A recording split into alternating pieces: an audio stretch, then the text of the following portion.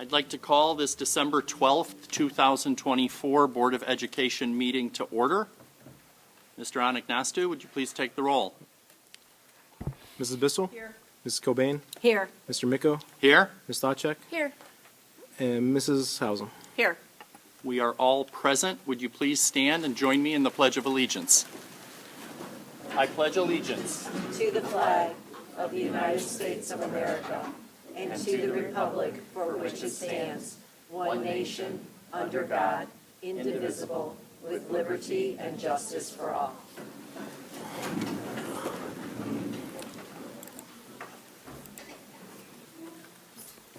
We always like to remind ourselves of our strategic priorities at the beginning of a meeting. Our district has developed and is currently engaged in a 3-year strategic plan, which reflects the values, beliefs, and hopes of our students, staff, parents, and community. And hopefully you've noticed that things look a little different, and we have a great crowd.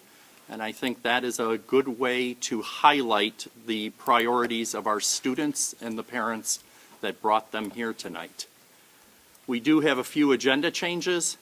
We are going to remove an action item, the Sarar HVAC project, and we do have some adjustments to item 3, the Kinsner HVAC project. With that, I think it's appropriate that we start our meeting with recognition, and I turn it over to Dr. Ryba. Thank you, Mr. Micko. Well, we've got a very special treat today. As you can see, we've got a large group of talented students in front of us. So under the direction of Ms. Bravo, we have the middle school chamber strings that are going to start our meeting off with some beautiful music. So take it away.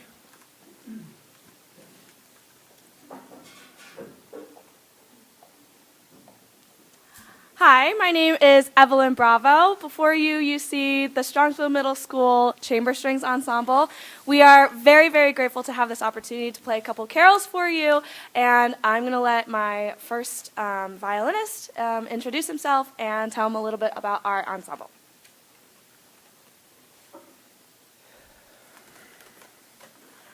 Dear esteemed board members, my name is Vihan Yanamandra.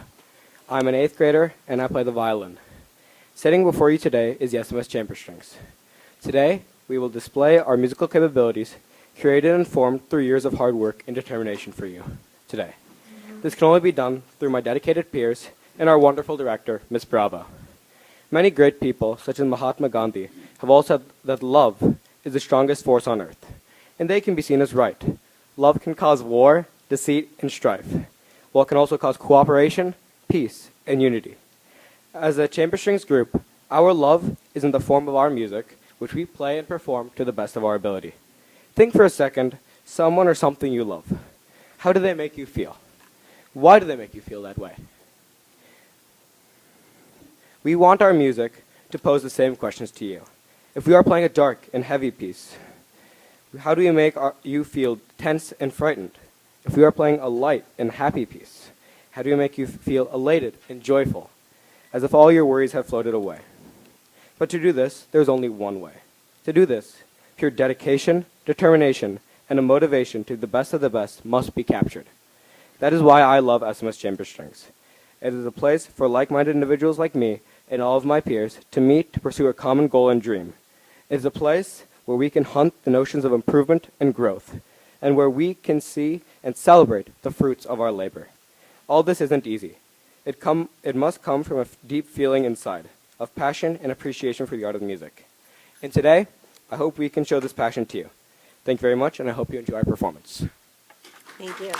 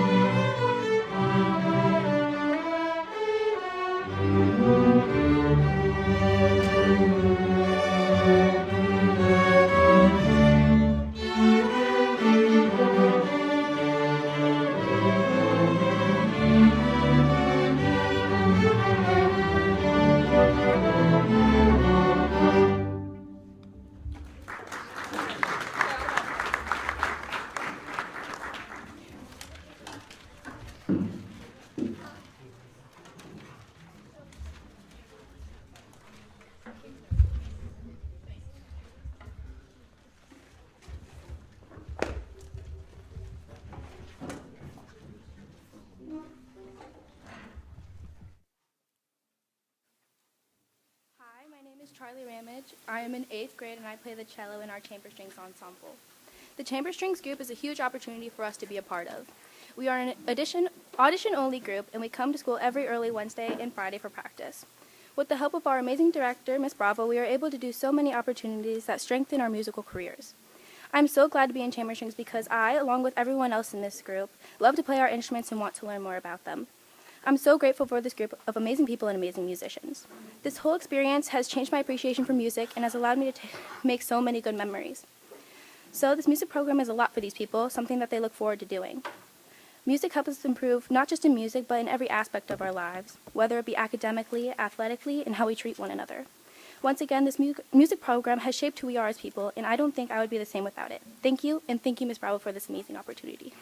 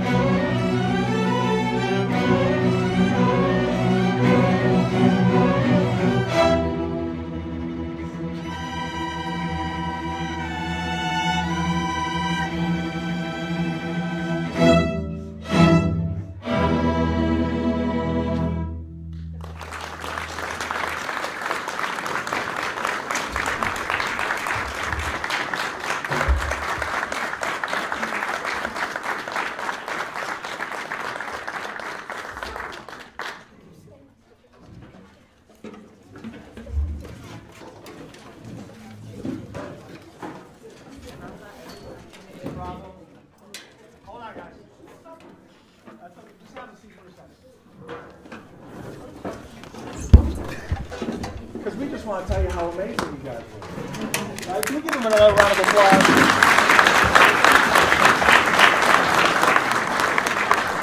So, you know, I don't know if you know this about me, but I didn't play a string instrument, but I was a trumpet player.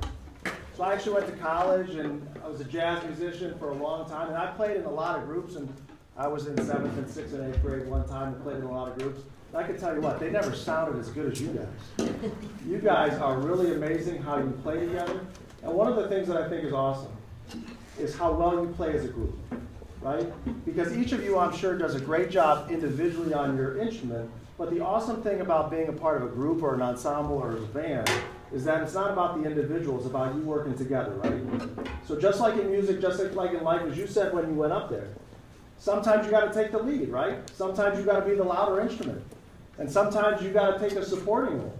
And by learning how to work together and say each one of our individual pieces comes together and creates this beautiful music, that's something that's going to last with you forever. So on behalf of the board and the district, we just want to let you know how proud we are of you and the work that you do and the passion and the dedication you have to make the beautiful music that you shared with us tonight. And I want to thank your teacher for her dedication and her passion and the work that she does. I know how much she cares about each and every one of you and the program and the outstanding orchestra that we have from 5th grade on up to 12th grade. And we want to make sure that stays moving forward. And that's why the Board of Education last year committed to creating this supplemental to make sure the chamber strings at the middle school was a thing that we had in our district. So, Mr. Nickel, I'm sure you always have some wonderful thoughts to share with the students, but on behalf of myself and our administration and our teachers and staff, we're very proud of you and a wonderful job.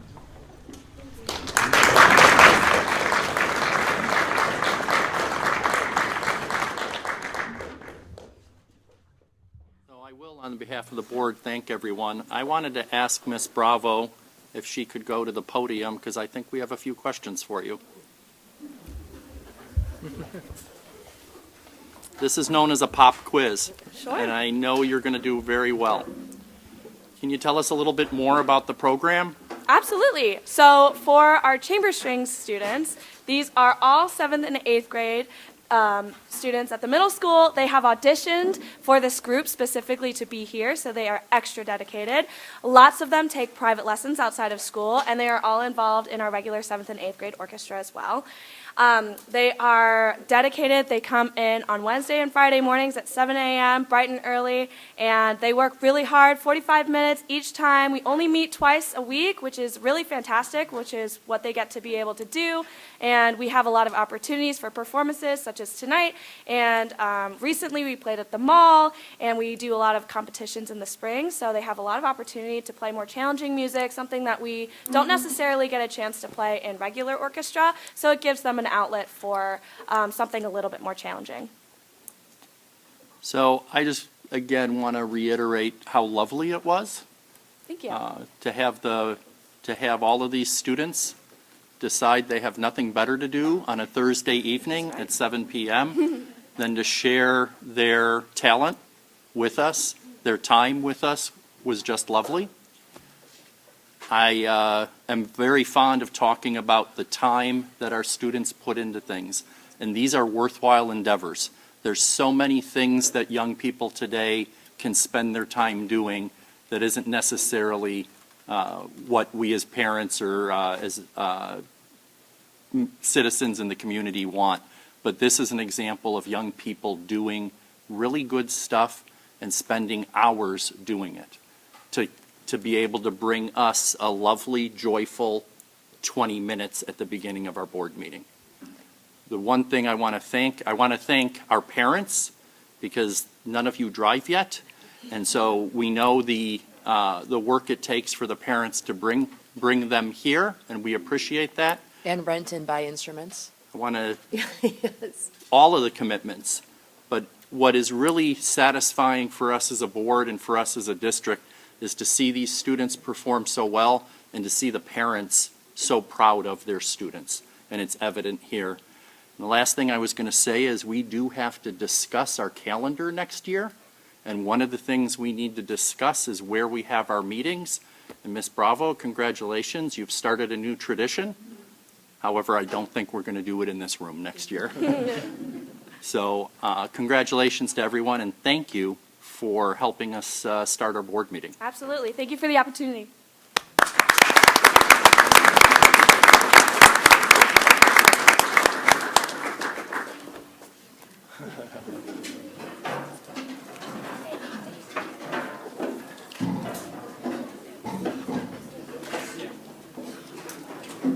You guys were wonderful.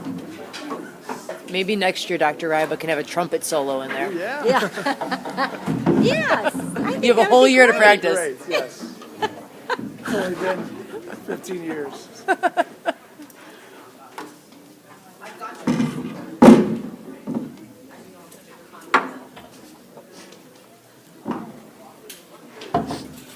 Well, they did that pretty good.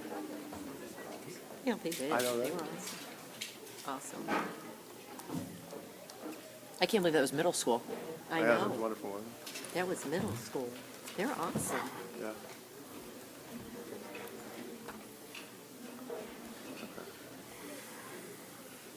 Maybe she's outside.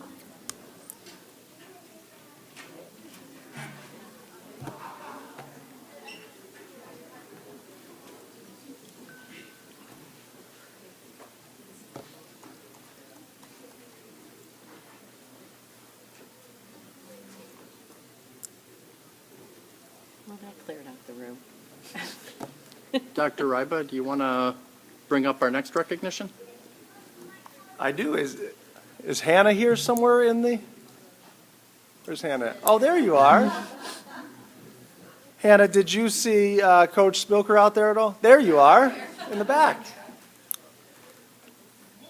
Well, I'm glad we found you in the crowd of people to give you your due recognition. So it's my honor to turn it over to Coach Spilker to recognize an outstanding cross-country athlete from this fall. Hi, my name's Angela. I'm the girls cross country coach, and this is Hannah Jika. Thank you guys for having us tonight to honor her incredible season this year. So Hannah had a huge breakout season this year. She finished in the top 3 in every meet leading up to the state meet with four first place finishes. At the state meet, Hannah placed 6th overall and broke our school record with a time of 17:35. Lastly, Hannah was nominated as the Plain Dealers Girls Cross Country Runner of the Year. The article came out a couple weeks ago, and it's just incredible to read and witness everything that Hannah has done so far. Aside from the numbers and running stats, Hannah is overall an incredible athlete to coach. She listens to us and our race plans. She asks us questions, stays calm at the start line, and above all is such a competitor. I'm so excited to see what Hannah can still accomplish because she's only a junior. I'm so proud to be Hannah's coach, and I'm also honored to be a part of this program and to work in this district. Thank you.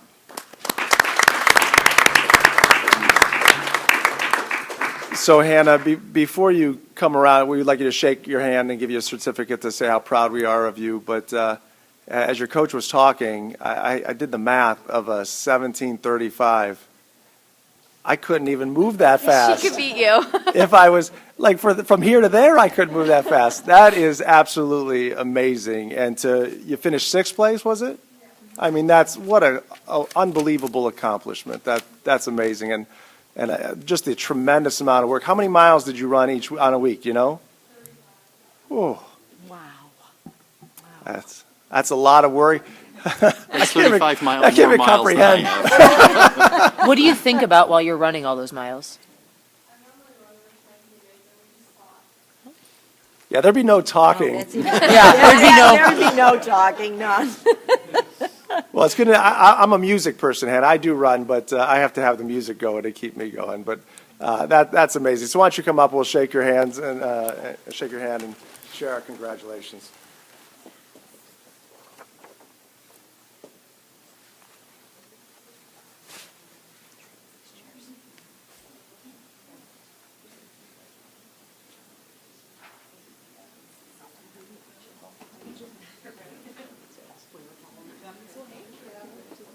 We are so proud of you.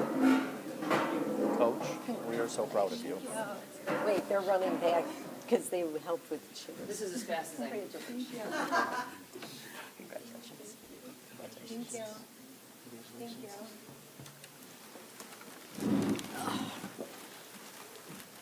So again, Hannah, congratulations, and on behalf of the board, thank you for representing Strongsville so well.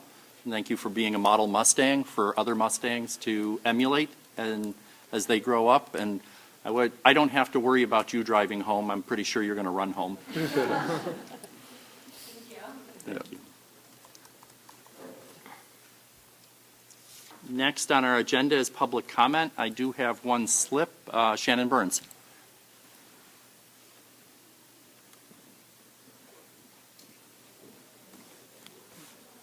I'm sure you know the drill, Shannon. Name, address, and you have approximately 3 minutes. Great, thank you so much, Mr. Micko. Shannon Burns, 18079 Brick Mill Run at Strongsville. Came tonight to just address the board about the speculation and the potential for a proposed plan for for spending cuts moving forward after the failure of the levy in '24. I felt like the way to best explain my position and my opinion on this would be to just do a quick history of how we got to where we are. We started in 2018 with a levy that was proposed by a different board. I think Mr. Micko was the only one on the board at that point, if I remember correctly.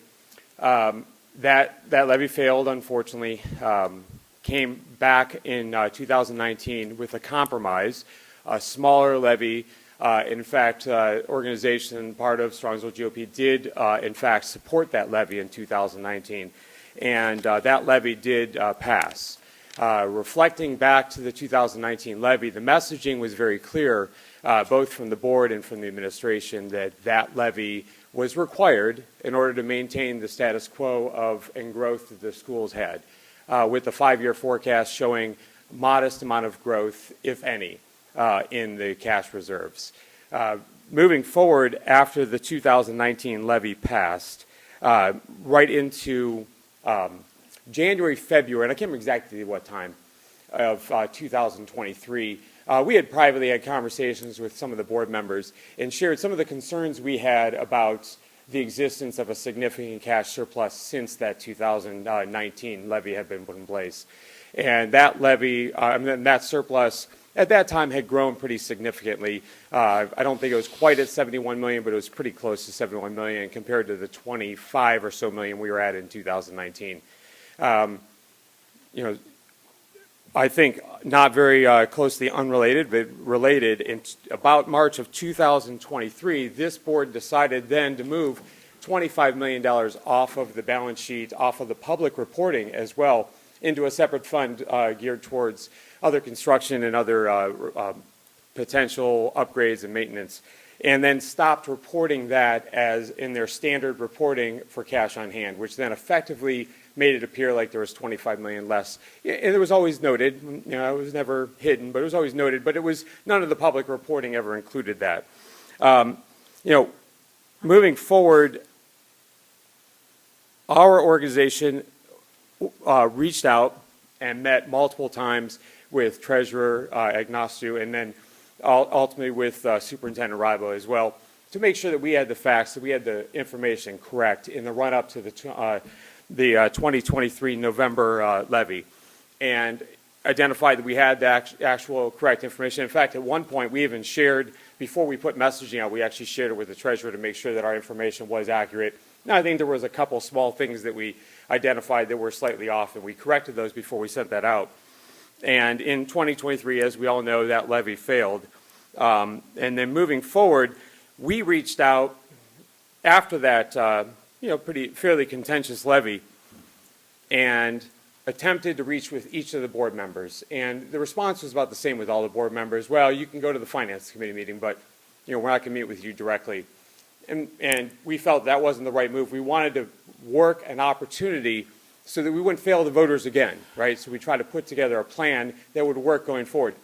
Ultimately, that meeting didn't happen. So we ended up meeting, reached out to Mr. Agnostiu and Mr. Ribo again and met with them and shared our concerns about this and what the plan of putting it back on the ballot in March would do. And I think they clearly listened to what we had to say, but no one acted on that and decided to just put the same levy back up again in March. This was March of 2024. And of course, as we know, that levy then failed again in 2024. It was very clear at that point that the voters had decided that the current plan going forward was not the plan that they wanted. We had multiple conversations after that, and at one point in, I think it was June, several city leaders reached out to me individually. Elected officials, interested community partners, people that have invested significantly in the schools, and said, what's the plan going forward? And I said, well, the board makes the plan. Well, I'm happy to continue to talk, and we did. And through those conversations determined that they felt that a compromise was in order. There was a best move forward for the city and for the schools. We had a $10 million levy. They felt, and we had agreed, that a $7.5 million levy, a $2.5 million reduction, would be a good choice. Those city leaders, those community members, those people that all of you know very well, reached out to you and the board members, reached out to Mr. Micko, reached out to other board members, and said, including the elected officials, reached out and said, this is a good deal. You should think about doing this. This would be a good move forward for the district. And once again, this was June of 24.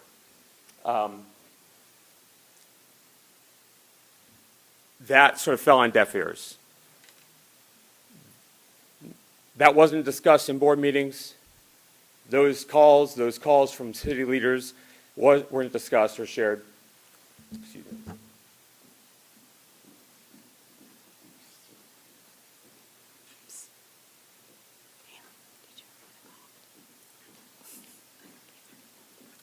Yeah, those calls and those discussions weren't shared publicly, at least. We did have private conversations. Excuse me, I never got a phone call from anyone. I'm not certain that All all right, of them did. I just want to clarify that. Yep. I never got a phone call from any city leader, ever. And I don't know exactly who they called. Just so we're clear, because I don't want people to think that someone called us and we just ignored them. I never got a phone call. I don't know if anyone else here did, but I never received a phone call from anyone. No one. So go ahead. Okay. I'm sorry. And I don't know. I wasn't part of that. Just Yeah. to be clear, Yeah, because a lot of things have been said that are wrong and out lies. And me, for one, I'm kind of tired of it. So no one ever called me on any of this. None of it. So go ahead. I mean, it's not a normal practice for the board to respond to public comments, so I know Well, that's the policy. A lot of this but, hasn't been normal. I'll ask your brother if he called you or not. I don't know if he did. My brother, okay. Okay, go ahead. But here's the important part is that in June of 24, we all came to the board meeting and we found out, and at that point there was no plan in place. These conversations had yielded nothing. And Mr. Micko did come to one of our organizational meetings and announced that there in fact would be a levy being put back up on the ballot in November of 2024. And that levy would be a permanent levy with a small reduction of $700,000, $600,000 reduction, maybe it was $4. And at that point, we clearly thought this wasn't a path that's failed the voters. This wasn't something that voters were interested in, and we voiced that concern at the time. Shortly after that, the reappraisal happened in Cuyahoga County. That reappraisal, public reporting, and then we found out later this information was available through the school district's public reporting as well, that the schools would receive $2.4 million more in revenue, not through their fault. Not you didn't make that decision. We as voters didn't make that decision. That's unfortunately state law, and that's the way it worked. And we were going to have tax increases throughout throughout the city. And we said to the board, we recognize that this changes everything, right? We said we had all along thought that it would be a great idea to reduce it by half from a $10 million levy to a $5 million levy.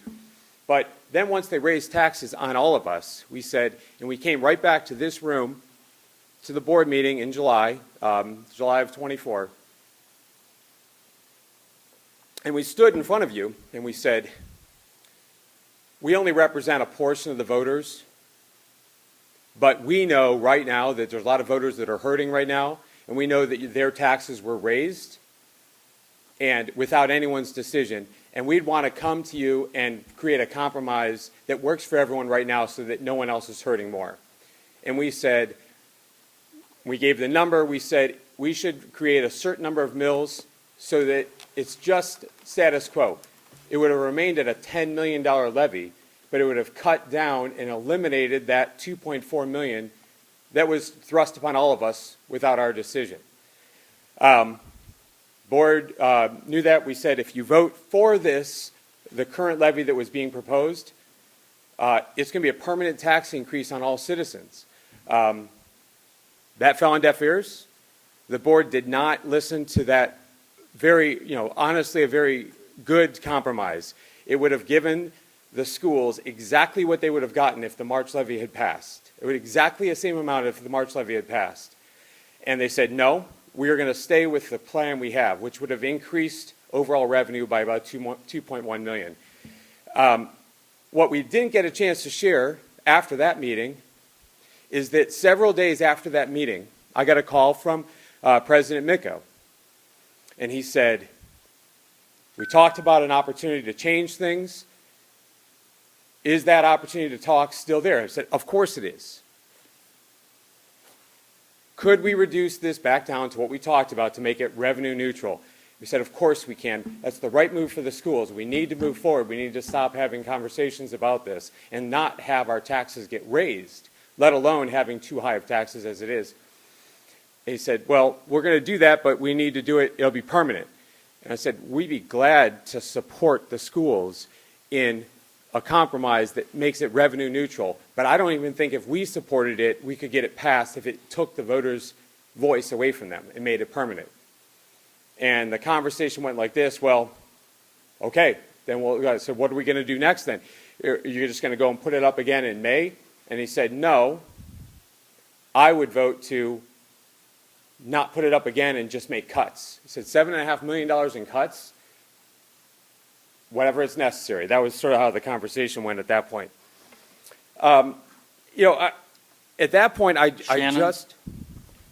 You're past your 3 minutes. Well, I was interrupted, and I'll take in the past meeting, somebody was given 10 minutes, so I'll finish up quickly here. So the board put this up, and clearly we ended up with a clear mandate in November. The decision to increase revenue with a permanent tax increase was failed miserably by the school, by the voters.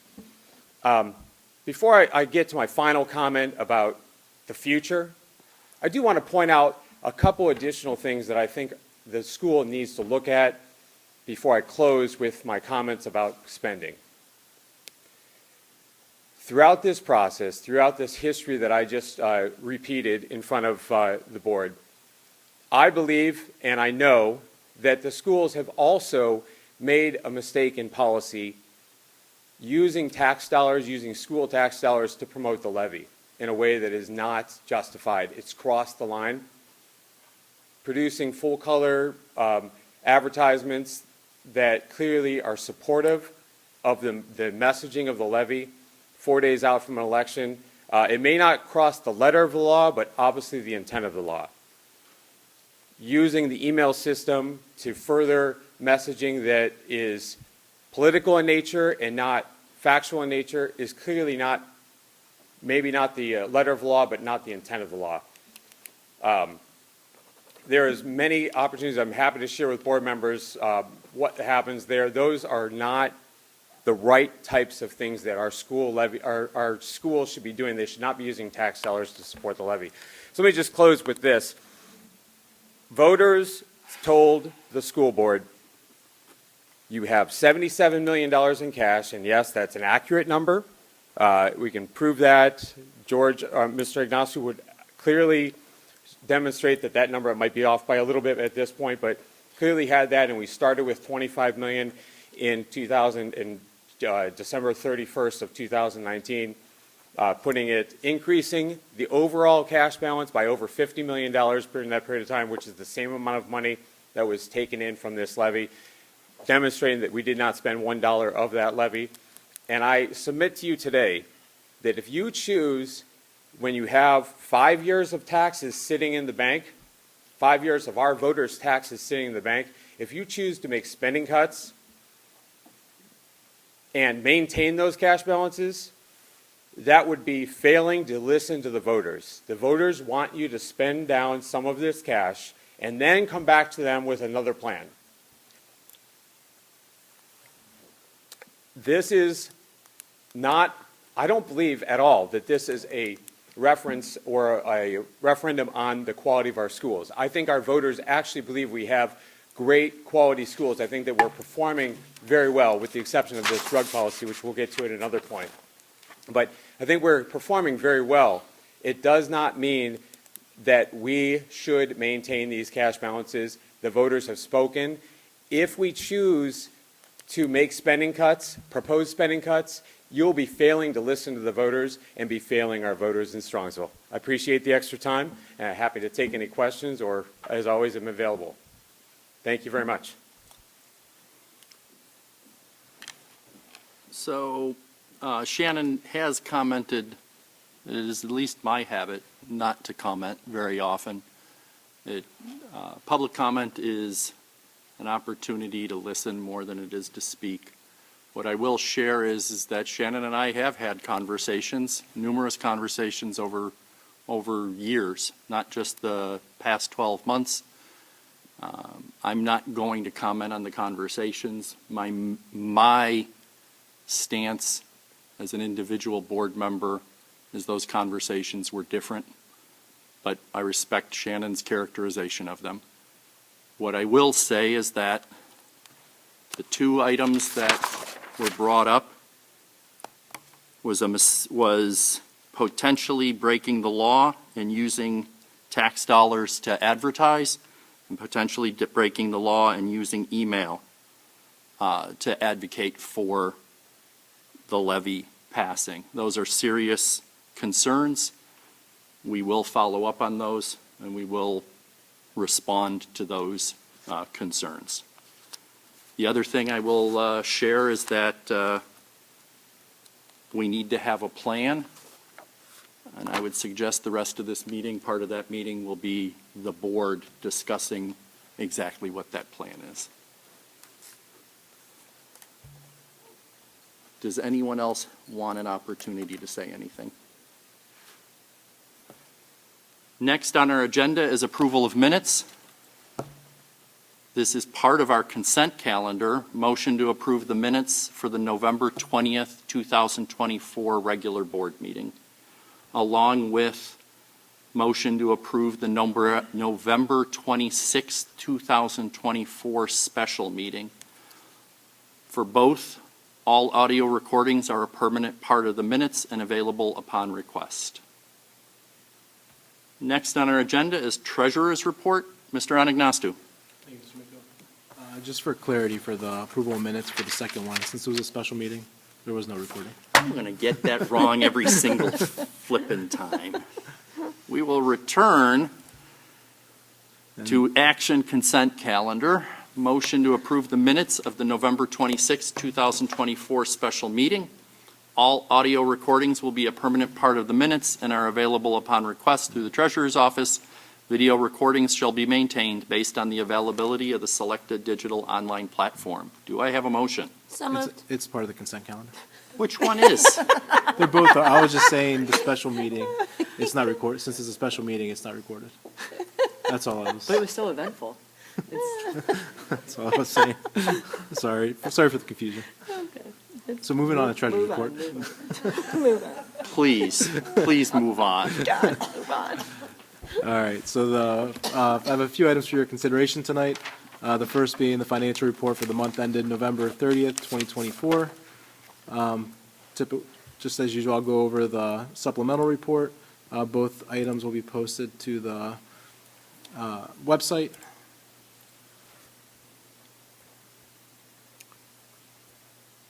So the format of this, the same report I've been presenting for the past few years, the format has changed a little bit, where in the front there's a summary, then leads into both revenues by month, by year, and then expenditures, and then comparisons to the 5-year forecast.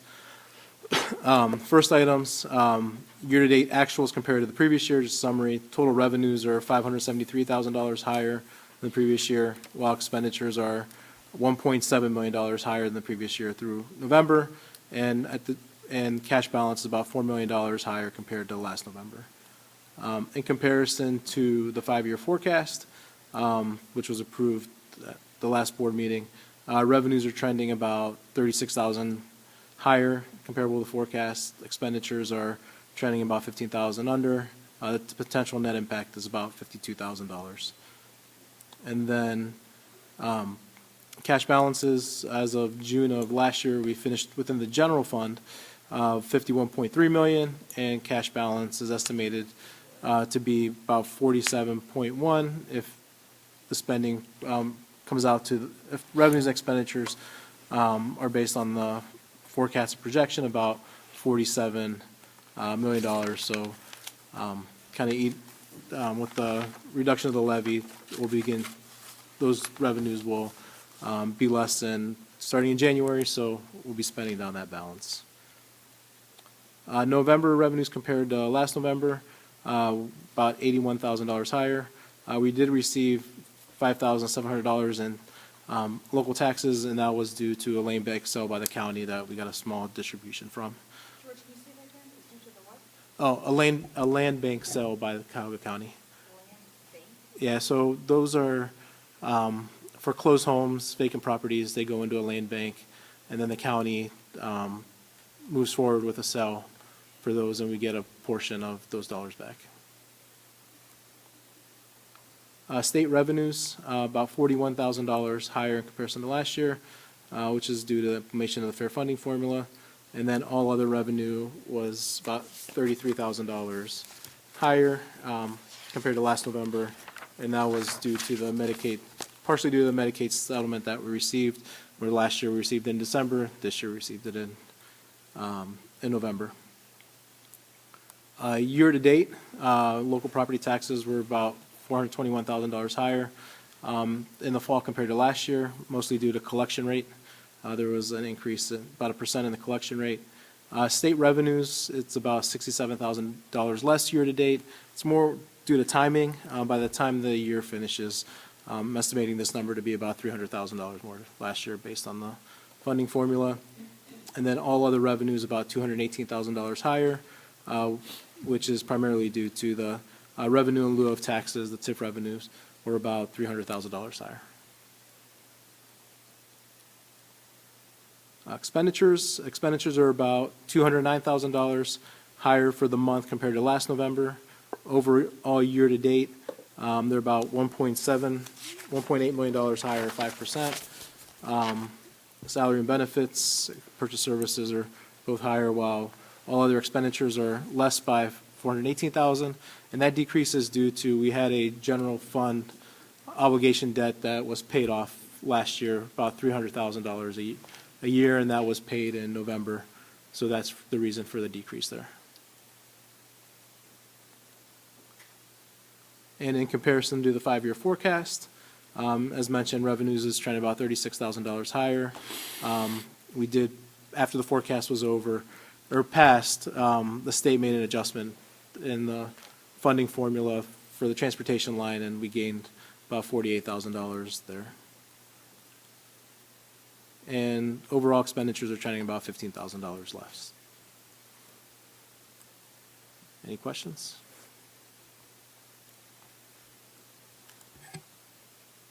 All right, moving on to F2.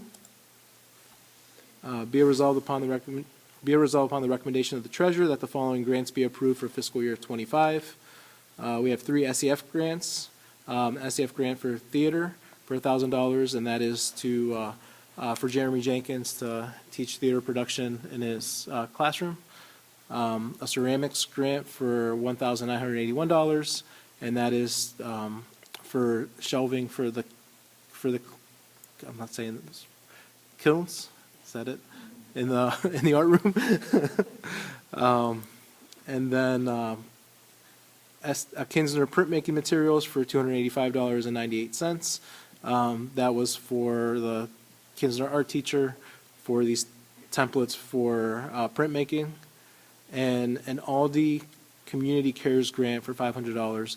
This was applied for by the FCS teacher at the high school to help with her FSS program. Item F3, be it resolved upon the recommendation of the treasurer that the following student activity program budget, purpose, and goals for fiscal year 25 be approved. A new student-managed student activity account at the high school, Strongsville High School Mental Health Ambassadors, the budget of $2,500. And the advisor is one of the guidance counselors at the high school. New funds for fiscal year 25, the Aldi Community Cares Grant, and then again the 200 student managed student activity account for the mental health ambassadors. Item F5, be it resolved upon the recommendation of the treasurer that the return of advances per the exhibit be approved. These, if you recall, this is an annual return of advances. At our last meeting in June for the fiscal year, we advanced dollars from the general fund to federal funds as those funds are reimbursed by the state after they're spent, so there wasn't a month arrears. So we have to advance the dollars so we can close out the year as those funds can end in a negative. Once the dollars are received, we're able to advance those dollars back. And in this instance, they take a little longer because the grant year ends September 30th. The state has to open up what's called a final expenditure report. Once that is complete, then they give the rest of the grant dollars back. So we receive those typically in October, November, and then we're able to do the transfer, do the return of the transfer. And lastly, F6, be it resolved upon the recommendation of the treasurer that the amended appropriations be approved, and the changes in the appropriation are based on the SEF grants, the Aldi grant, and the student activities account. That concludes my report. If there's any questions. Any questions for George? I have a question. Sure. Can I do the minutes approvals now? Yeah. No. In the consent calendar. No. But I Next, do want, as you were reading it, I do want to change the recommended action for that special meeting to take out the audio recordings and video as those were not recorded. So it's not reflected as that. So I'm going to go into the meeting agenda and edit that. and then we'll highlight it, Yeah. the changes when we get to the consent, voting on the consent Correct. calendar. Any other questions for George? Next on our agenda is Superintendent's Report. Dr. Ryba. Thank you, Mr. Micko. One item under my section is to continue the levy discussion that we've had over the past two meetings. So just as a recap, at our November regular meeting, the board talked about when they would like to go back to the voters for a levy. And there was consensus reached that for this year, there'd not be a levy placed on the May 2024 ballot. So that will take care of the decision for this year, and then obviously the board will have further discussion on that. So there's really two things that the board needs to give guidance on and come to consensus on to give us direction. The first thing is the cash balance policy. Right now, our cash balance, there's two aspects of it.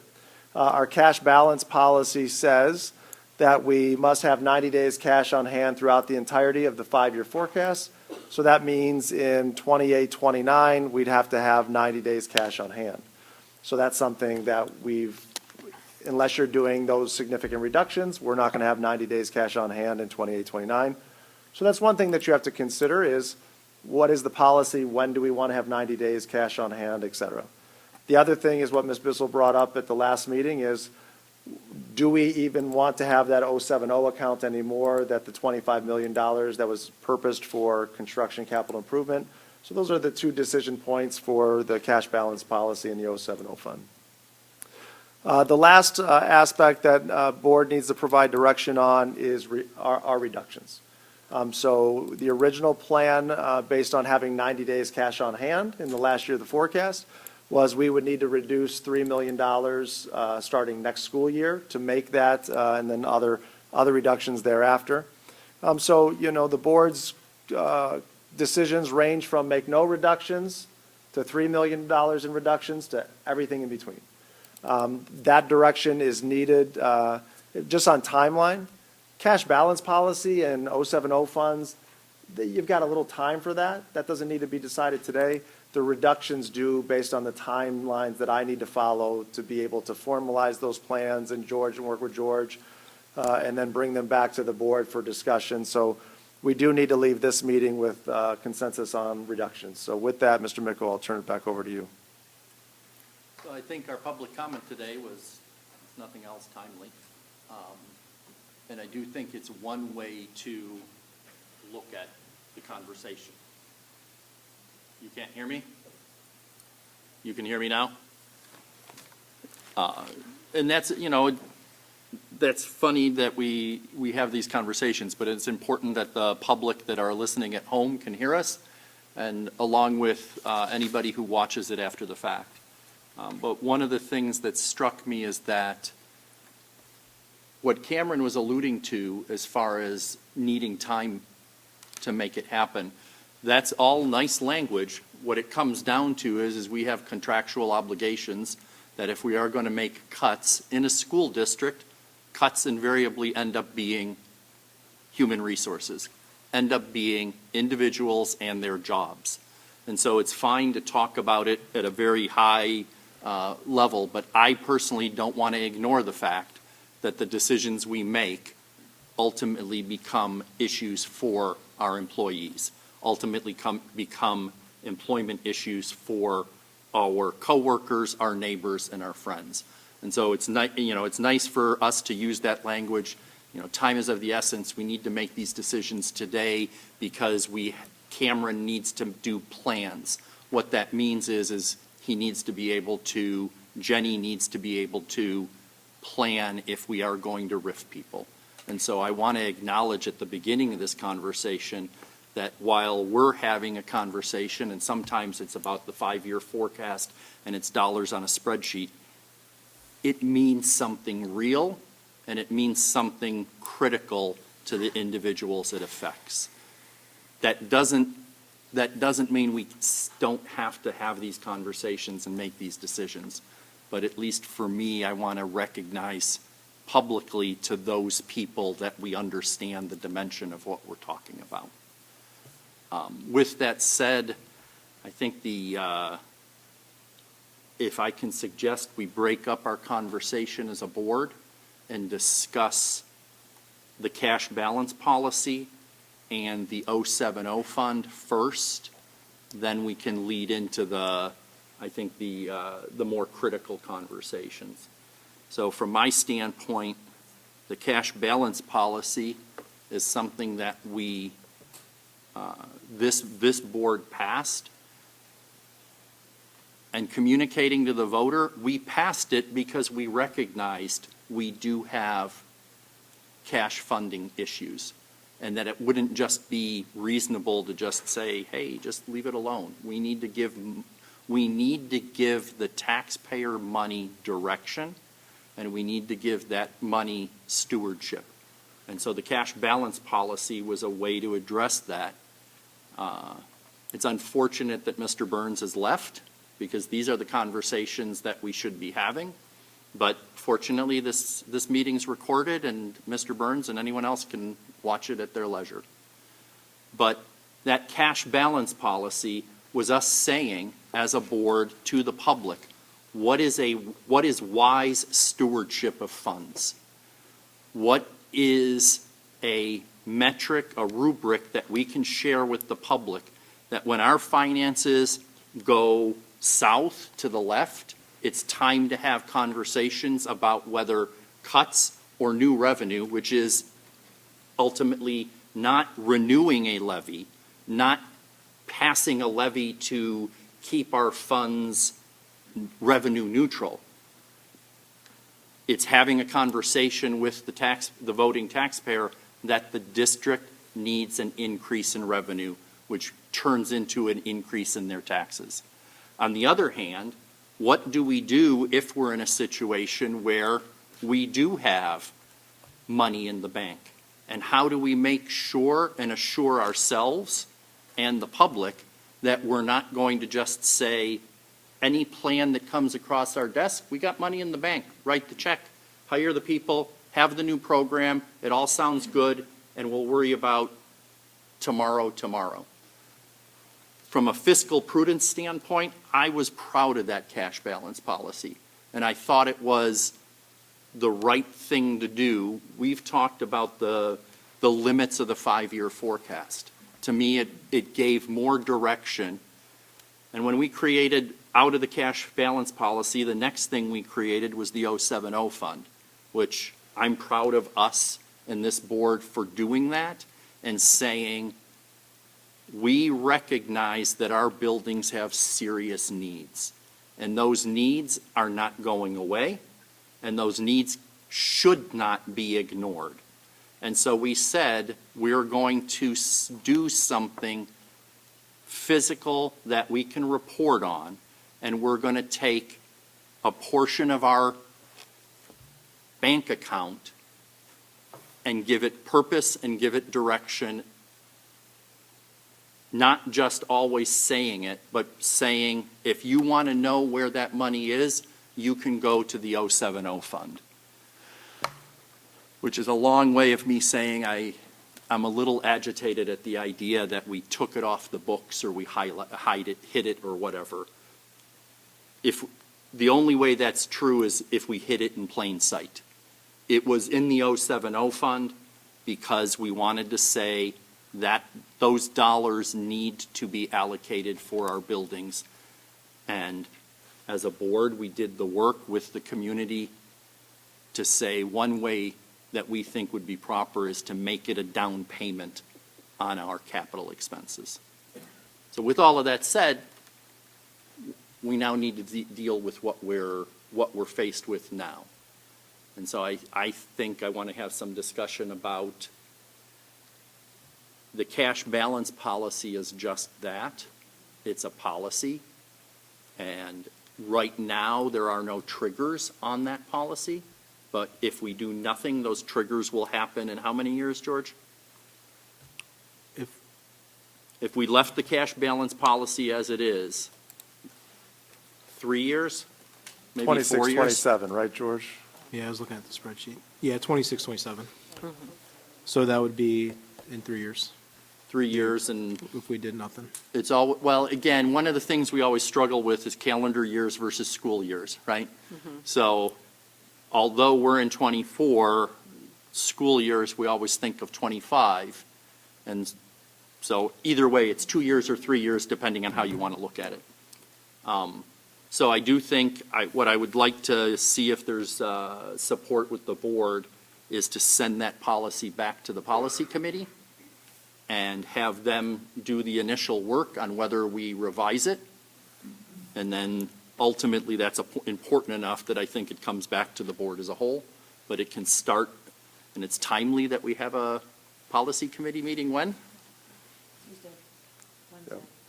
next week, The 18th. 18th. 1:30. So time could be of the essence, but it's timely to do that.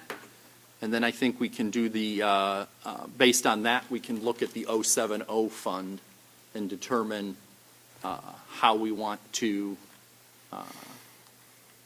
deal with the funds in the 070 fund. Michelle did bring up the idea of simplifying the accounting and moving that money back into the general fund. The plus of that is it makes it very easy, and it removes any question about, are we hiding money? The downside of it is it is in contrast to what we as a board have been trying to do and position.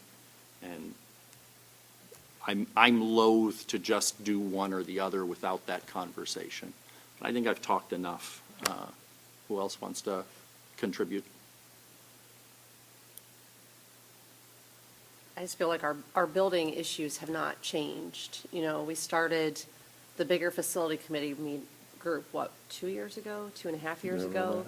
And they put a lot of work and effort into coming up with a plan to improve our buildings, and that hasn't changed. And we now have gone from buildings that need repairs to trailers sitting outside of those buildings. So I think the 070 account going away, it's not going to help fix any of that. I think we need to go back and really start looking at our facilities. But that's just my opinion. I share your opinion. Well said. Yeah, I agree. I think I have a lot of thoughts, but the one I wish to share is that should we abolish the policy or amend the policy and send the money back, it's not best practice. No one, not me, not you in your individual homes, is going to budget to spend more than you bring in. It's just not how people typically run their finances. You don't rely on your savings for your expenses. And so when the board recognized that for a variety of reasons that Shannon did not acknowledge, we ended up with a surplus due to world circumstances, we also recognized that using those to just pay our operating expenses was unwise because that money goes very, very quickly if you're not bringing in revenue as well. So we purposed that money to give to the community and say, you already invested this into the district. We are going to put it forth in this project, right? And to continue the trajectory we are. That is the main purpose. We cannot run a district on a savings account. It will fail, and it will fail quickly. So I just want to point out that if we do move it back, it is not best practice. But to acknowledge Shannon's point, he's saying, you're sitting on all this money, you better spend it. That's what the community wants. Right? Okay, I hear you, but I need the community to understand that if we make that decision, it is against the best interest of the district. But I do understand that it might be in the best interest of the voter at the moment. And so I'm saying this out loud so people understand that the dilemma that we face, this is not as easy as just give us the money and, cover the expenses. It's not that simple. It is a snowball effect that is going to have long-term consequences for how we run this district. I think that's enough for now. The thing I was thinking about that you're saying that I think about a lot is when you're dealing with your finances, you can solve a problem with one-time money, but then you can't go back again with that one-time money. And it's the difference between if you're as a trite example, if you're living beyond your means, right? Sometimes you can solve that problem by withdrawing your 401k or taking it from your vacation fund or taking it from wherever, but it's a one-time fix. And if you have systemic issues, you need a raise at work. You need a new job with a new income. Those are long-term fixes. And that's how I encapsulate what the board and George and Cameron deal with. We're going to make decisions about next school year. And I anticipate there'll be some one-time fixes. But what that means is I want to acknowledge out loud for ourselves, to keep ourselves honest, and for the public, that one-time fix then, in a way, kicks the can down the road. Right now, we've expressed that. Our plan was to grow into that, right? But it doesn't address the fact that ultimately we're talking about what is the revenue, the amount of money the school district needs, not to maintain the status quo. I don't think I don't think anyone in this room wants to maintain the status quo. What is the amount of money the school district needs to continue the progress that it has been showing for the past 5 to 10 years? And if anyone listening at home needs to know what we're talking about, rewind to the beginning of this meeting and watch our students from the string orchestra and realize that's what the investment is. And that kind of progress grows and builds on itself. It doesn't happen by accident. It happens because the taxpayer entrusted the tax dollars with us to begin with. And so I'm comfortable saying we just need to earn that trust again. But if everyone agrees, I think we send the cash balance policy back to the policy committee. That will have a consequence on the 070 fund. There's a lot of mechanics to the 070 fund as far as how we deal with that and what the amount in that fund is.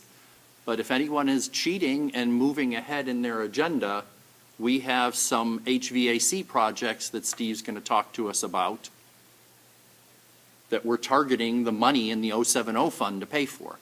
So the 25 million. I'm sorry? So the The 25 million. 25 million. Is it still 25? No, it's about 25.8 with interest that's been Yeah. earned over time. Thank you. So as far as that direction is concerned, I think that's where we should move. And unless there's specific questions, I think we can go to the next series of things that we need to discuss. And that's the potential reductions. So we said in our plan that if the levy would fail, that would necessitate in 25-26 $3 million in reductions. We can maintain that.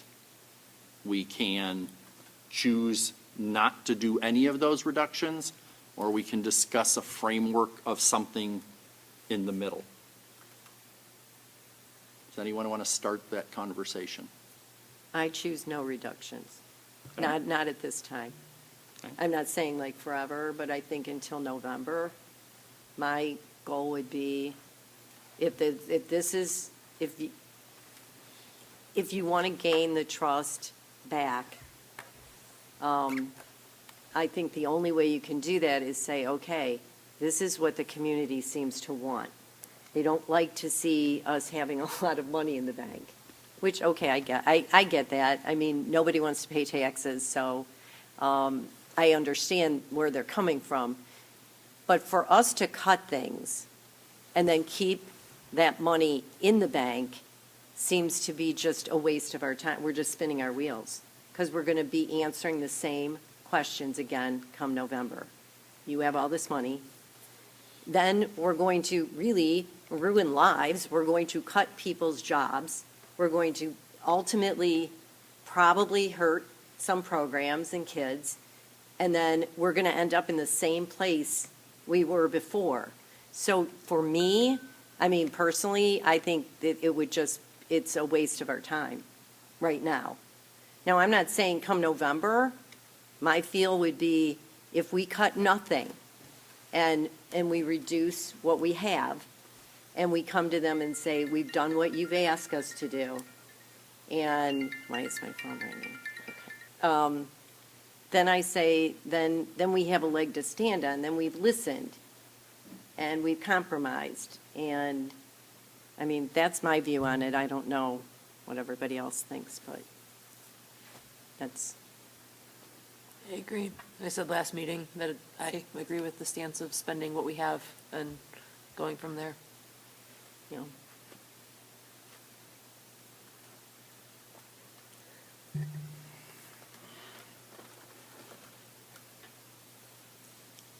I can support that. I just want to make sure it's abundantly clear that we are in the one-time fix category here.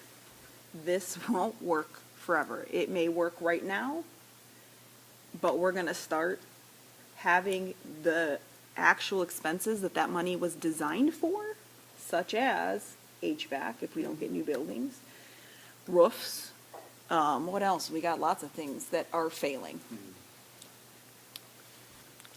Yeah. We are taking, it's not that we're not making a reduction. We are just reducing from a different spot. And it is a one-time or maybe two-time fix.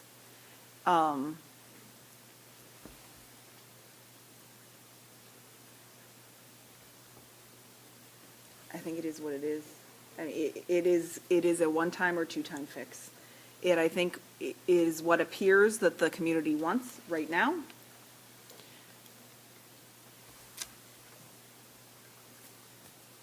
I mean, it's not easy, it's not an easy discussion. I see both sides, but I think I agree. We've got a little bit of cushion.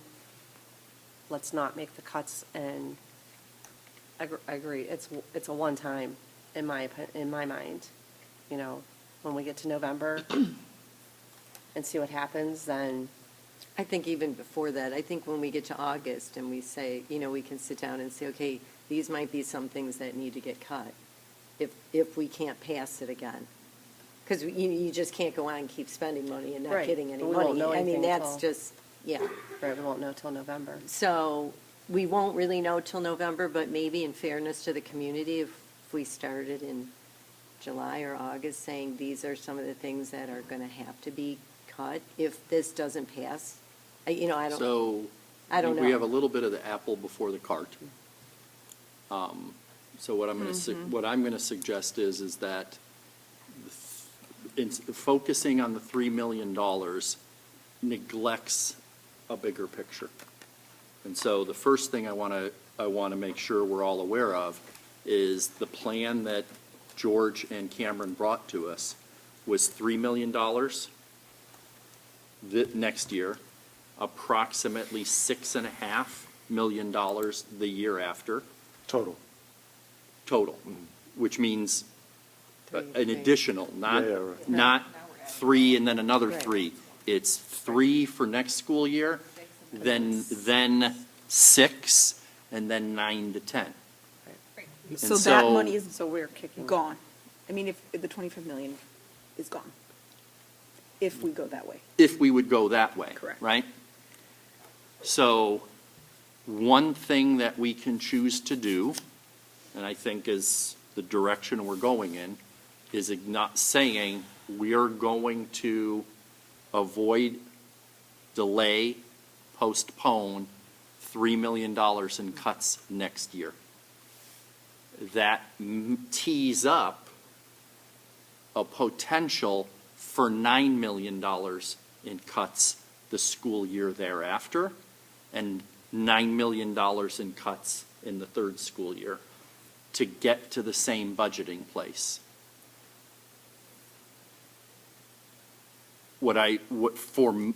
For my opinion, it's a one-time. We're not going to be able to do this twice. It is a one-time decision. The other thing that I'm very much aware of is we continue to talk about November as if it's a done deal. And I just want to make sure that we've communicated out loud. Those cuts may need to occur unless we address systemically our income, our revenue. And we've had the conversation, and we're going to have the conversation again. I will share, because it sticks in my craw.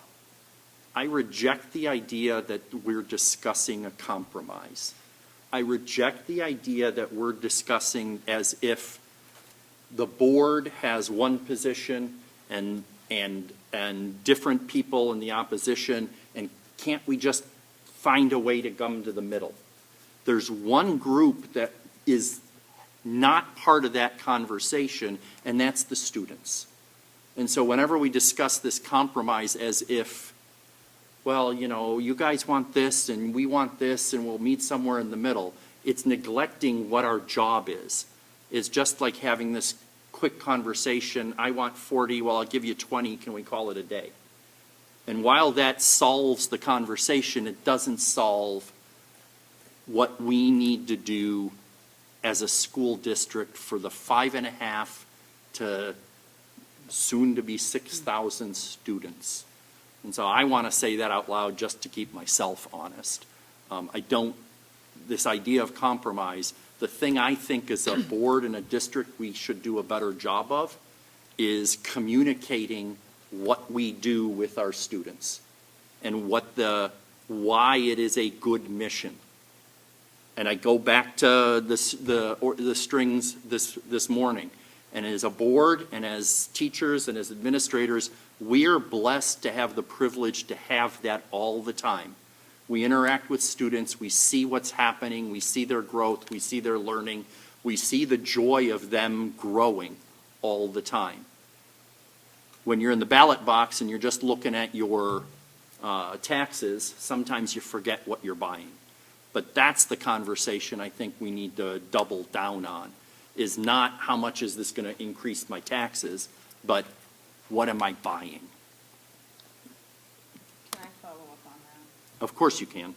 I talk too much. Another thing that I hope that Shannon, again, I wish he could have stayed, but I hope that he goes and watches it. And I want to say out loud, I think the predicament that I find myself as a single board member, with the positing of the two groups and the compromise. And I'm going to read this, and I think I'm going to read it every meeting until this conversation is over. It's from our Code of Ethics. And there are many. There are actually P items. I'm just going to read H. It says, render all decisions based on the available facts and my independent judgment rather than succumbing to the influence of individuals or special interest groups. The challenge that I have, and in response to the accusation that we did not engage in those conversations, is that we are in a lose-lose position. It is not, I take this very seriously, I take this role very seriously. It is my responsibility to our students and our taxpayers to make independent judgments based on facts. It is not my job to compromise with certain groups or individuals in the community. And I can't engage in that kind of even premise without coming into conflict with our Code of Ethics. So I'm saying out loud for the public that I hear the request, and I'm saying that I don't know that I can in good faith engage in that conversation. I can talk with community members as individual people, as homeowners, as parents. I can talk in that context. But when it comes to groups who have a clear agenda that may or may not have anything to do with the school district, it becomes very muddy very quickly. And so I'm saying, to Shannon and any other groups that would have that same request, is I'm not in a position to negotiate with a group that has its own set of values. Thank you. So, at least for myself, I think I got a little lofty and a little off track. To bring it back to our decision, while I can support the idea of not instituting $3 million in cuts this year, what I do think, and I would like to make sure we have consensus, I do think we have to acknowledge that there are issues, that there are systemic issues. I would like to suggest that our charge to administration should be to freeze any non-mandatory staffing increases and look for natural reductions by attrition. Cameron had a very good program to continue to grow. We've reviewed it. It was a 3-year program that talked about additional staff this year, additional staff next year, additional staff in the 3rd year. I don't think in good conscience we are in any position to continue with that plan. I think that plan is paused.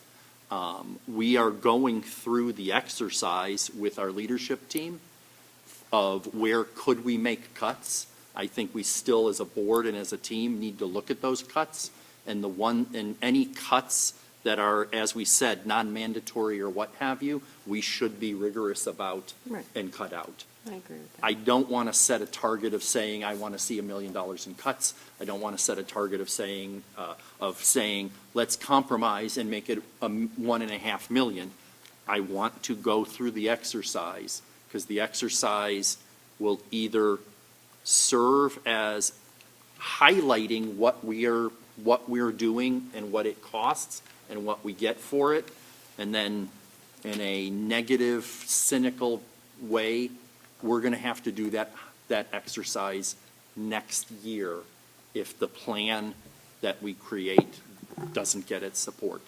So to me, it's kind of like a preparation of, if we're going to make a decision today to avoid that, and I can support that portion of it, we also have to acknowledge the other half of it. And I will not support, I could not support just kicking the can down the road. In an attempt to be transparent and have the compromise conversation that we've had, I think one of the biggest pleas on our part, unspoken, is that we're trusting or in good faith that any opposition that we do have, whether it be the community, whether it be people that are speaking on behalf of the community, that they're going to support us come down, a couple months from now. I know that there's always going to be people voting no for the levy, no matter what it is, so it's hard to kind of see which of those voters, there's that drop-down boxes. Would you have voted if we didn't have this much money in the bank? Would you have done this?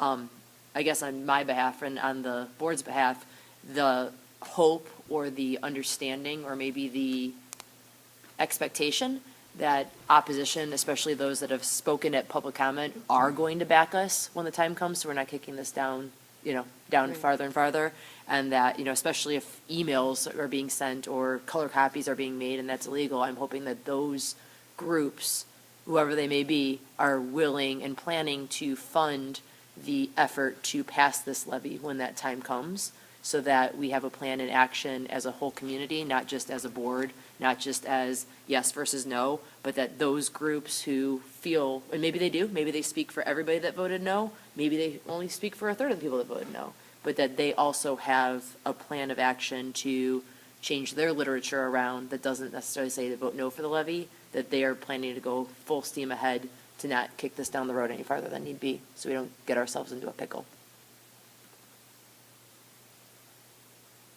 I'm hoping that that's going to be the case. I don't have a crystal ball, but from what I understand, I should be expecting to see outside groups funding signage and mailers and robocalls 10 times a day, telling people to vote yes for the levy when the time comes. And if not, then we may have been duped and or lied to. But thank you. First time here, and the gentleman left. We'll talk, I just think about that. I have 2 kids waiting in the car. My daughter performs. She has to be up at 6:45 tomorrow for chamber strings. If you give me 3 minutes, I promise you I will not take a half an hour like the gentleman did. I appreciate it. If you're here at the end of the meeting, we'll talk. Otherwise, they're waiting in the car. then go home and take care of them, and 6:45 will occur soon enough. But thank you for bringing them. If you Thank email for us, we staying. can respond to you. Yeah, it's more, it's frustrating to hear a gentleman here say things that impact kids, and Thank you very much. all that time to speak. His number. We're on your side. Appreciate it. Thank you. People might stop listening after 3 minutes, though, so. Thank you. Like this that makes 50 calls a day to tell us to vote no, he gets all the time in the world. But I'm not mad at you, I'm mad at the gentleman here, because thank you very much, appreciate everything you do. Thank I you. promise you I'll be back for the next one, and you'll see me more often. And just write out a slip, and you can make a public comment right at the beginning. Sounds good. Thank you. All right, Drive thank you. safely.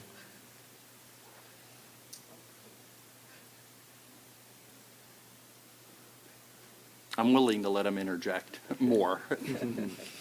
So, Yeah, I was kind of like hoping you'd let him talk. Cameron, I think your direction is the $3 million in cuts will be added to year 2 of 6 million for a total of 9 million. Your direction is to freeze any non-mandatory staffing increases and bring forward the plans that the cult had so that the board can start digesting it and work wherever we can to toe the line on expenses. Can do that. Thank you. Mr. Micko, if you're okay, I am going to ask that we can go out of order a little bit because I know there's going to be some discussion with Mr. Bruckner. And I know some of our other folks have some commitments this evening that I'd like to get them home to. So we'll come back to Mr. Bruckner. We do not have anything on their curriculum. Mr. Trujillo, if you can come up and share your item for student services, I'd appreciate it.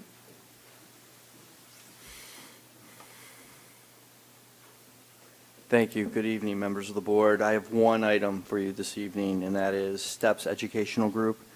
Be it resolved upon the recommendation of the superintendent that the Board of Education enters into an agreement with STEPS Educational Group for placement of a student with disabilities for the 2024-2025 school year with a start date of November 25th, 2024 through the summer ESY session ending on July 25th, 2025 in the amount of $52,666.88. Thank you, Andy. Thank you. Mr. Bain with the HR report for the month.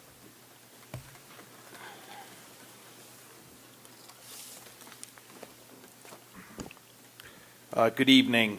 I have the following items in human resources for your consideration. Item 1, resignations, non-certificated. Item 2, retirements, certificated.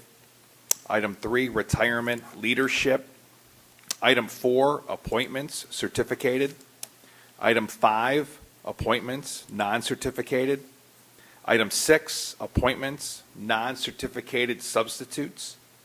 Item 7, appointments, certificated, athletic supplemental contracts. Item 8, appointments, non-certificated, athletic supplemental contracts. Item 9, appointments, certificated, supplemental contracts. Item 10, appointment, non-certificated, supplemental contract, prorated. Item 11, changes in hours, non-certificated. Item 12, change in status, non-certificated. Item 13, contract recommendations, non-certificated. Item 14, educational and experience upgrade. Item 15, auditorium stage crew and video truck assistant pay rates, 2024-2025. Item 16, volunteers, chaperones. Item 17, leaves of absence, certificated. Item 18, leaves of absence, non-certificated. And item 19, revision. Questions for Ryan? Thank you. Next up, we have our Director of Instructional Technology, Mr. Binkley, with his report for the month.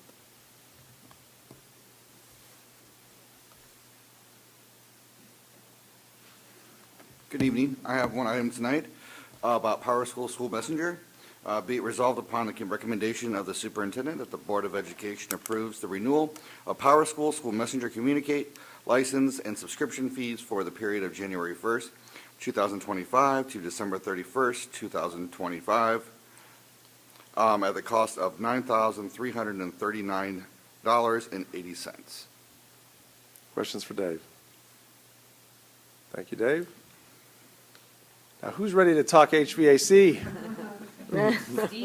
Steve is. Yeah. He's lined up ready. Good evening, everyone. A moment that's been teased and waited for. I have a few items in my section of the agenda. The first one is disposal, surplus inventory disposal. Be resolved upon the recommendation of the superintendent that the following obsolete surplus inventory radios be disposed via sale in the amount of $2,500, and the quantities are there in that section, and the model of radios are also in that section. The second item is the demolition of the water chiller, and this is from the Permanent Improvement Fund. Be it resolved upon the recommendation of the superintendent that the Board of Education accept the proposal from Gardner for the demolition of the water chiller at Strongsville High School, not to exceed $40,671. Gardner is a preferred partner of the Ohio Schools Council, and this is consortium pricing, and the exhibit is there for the change order. And just as a reminder, this is a change order on a project that was already approved by the board. This is replacing the multi-stack chiller at the high school with an air-cooled chiller plant at the high school for one of the many sections at the high school.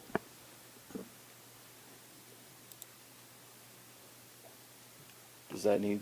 It does require a vote. Be it resolved upon the recommendation of the superintendent that the Board of Education accepts the proposal from Gardner for the demolition of the water chiller at the Strongsville High School not to exceed $40,671. Gardner is a preferred partner of the Ohio Schools Council, and this is consortium pricing. Do I have a motion? So moved. Second? Second. Motion by Ms. Stavcek, second by Mrs. Kilbane. Any discussion? Can you explain consortium pricing for us? Sure. So consortium pricing, especially with the Ohio Schools Council, what the Ohio Schools Council does on our behalf and on the behalf of all the schools that they serve. I believe there's like 400 in some now, but don't quote me on that exact number, please. What they do is they go out to various companies that deal with the physical plant and other such items, and they ask for basically what a lot of people would term state term pricing. What's the best pricing you can get?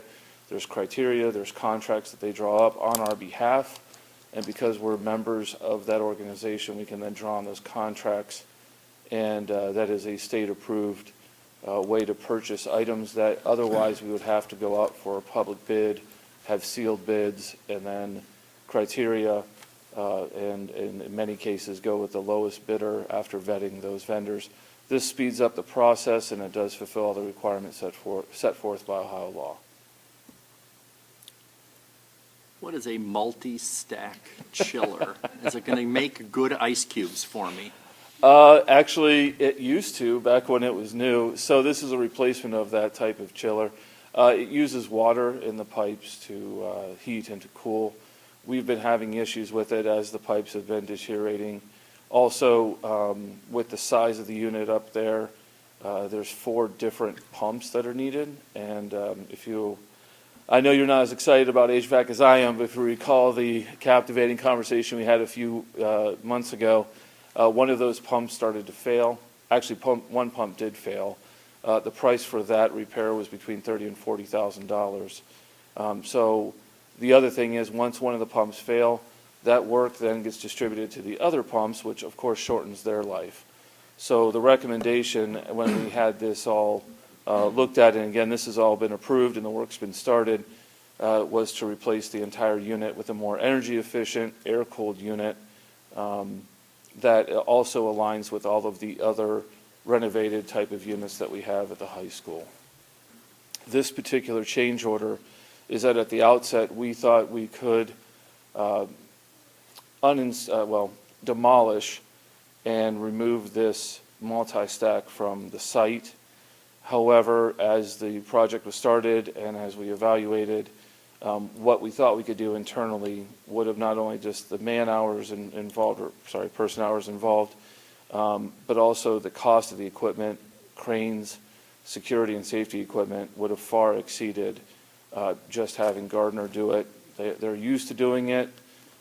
Their people are trained to do it. We would have been maybe saving a few dollars here and there, but also not doing something that, quite frankly, was out of the realm of our day-to-day maintenance tasks. And while they're more than up to any challenge that we've had, we had to sit down and have a serious conversation about this would best be done by a third party because of all the risk involved and all the equipment involved. Sounds good. Any other questions? Hearing none, take the roll.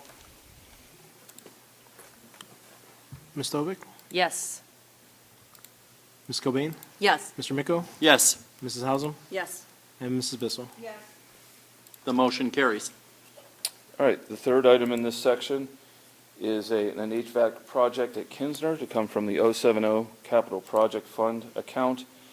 Be it resolved upon the recommendation of the superintendent that the Board of Education accepts the proposal from Gardner for the HVAC project at Kinsner Elementary not to exceed $1,821,580.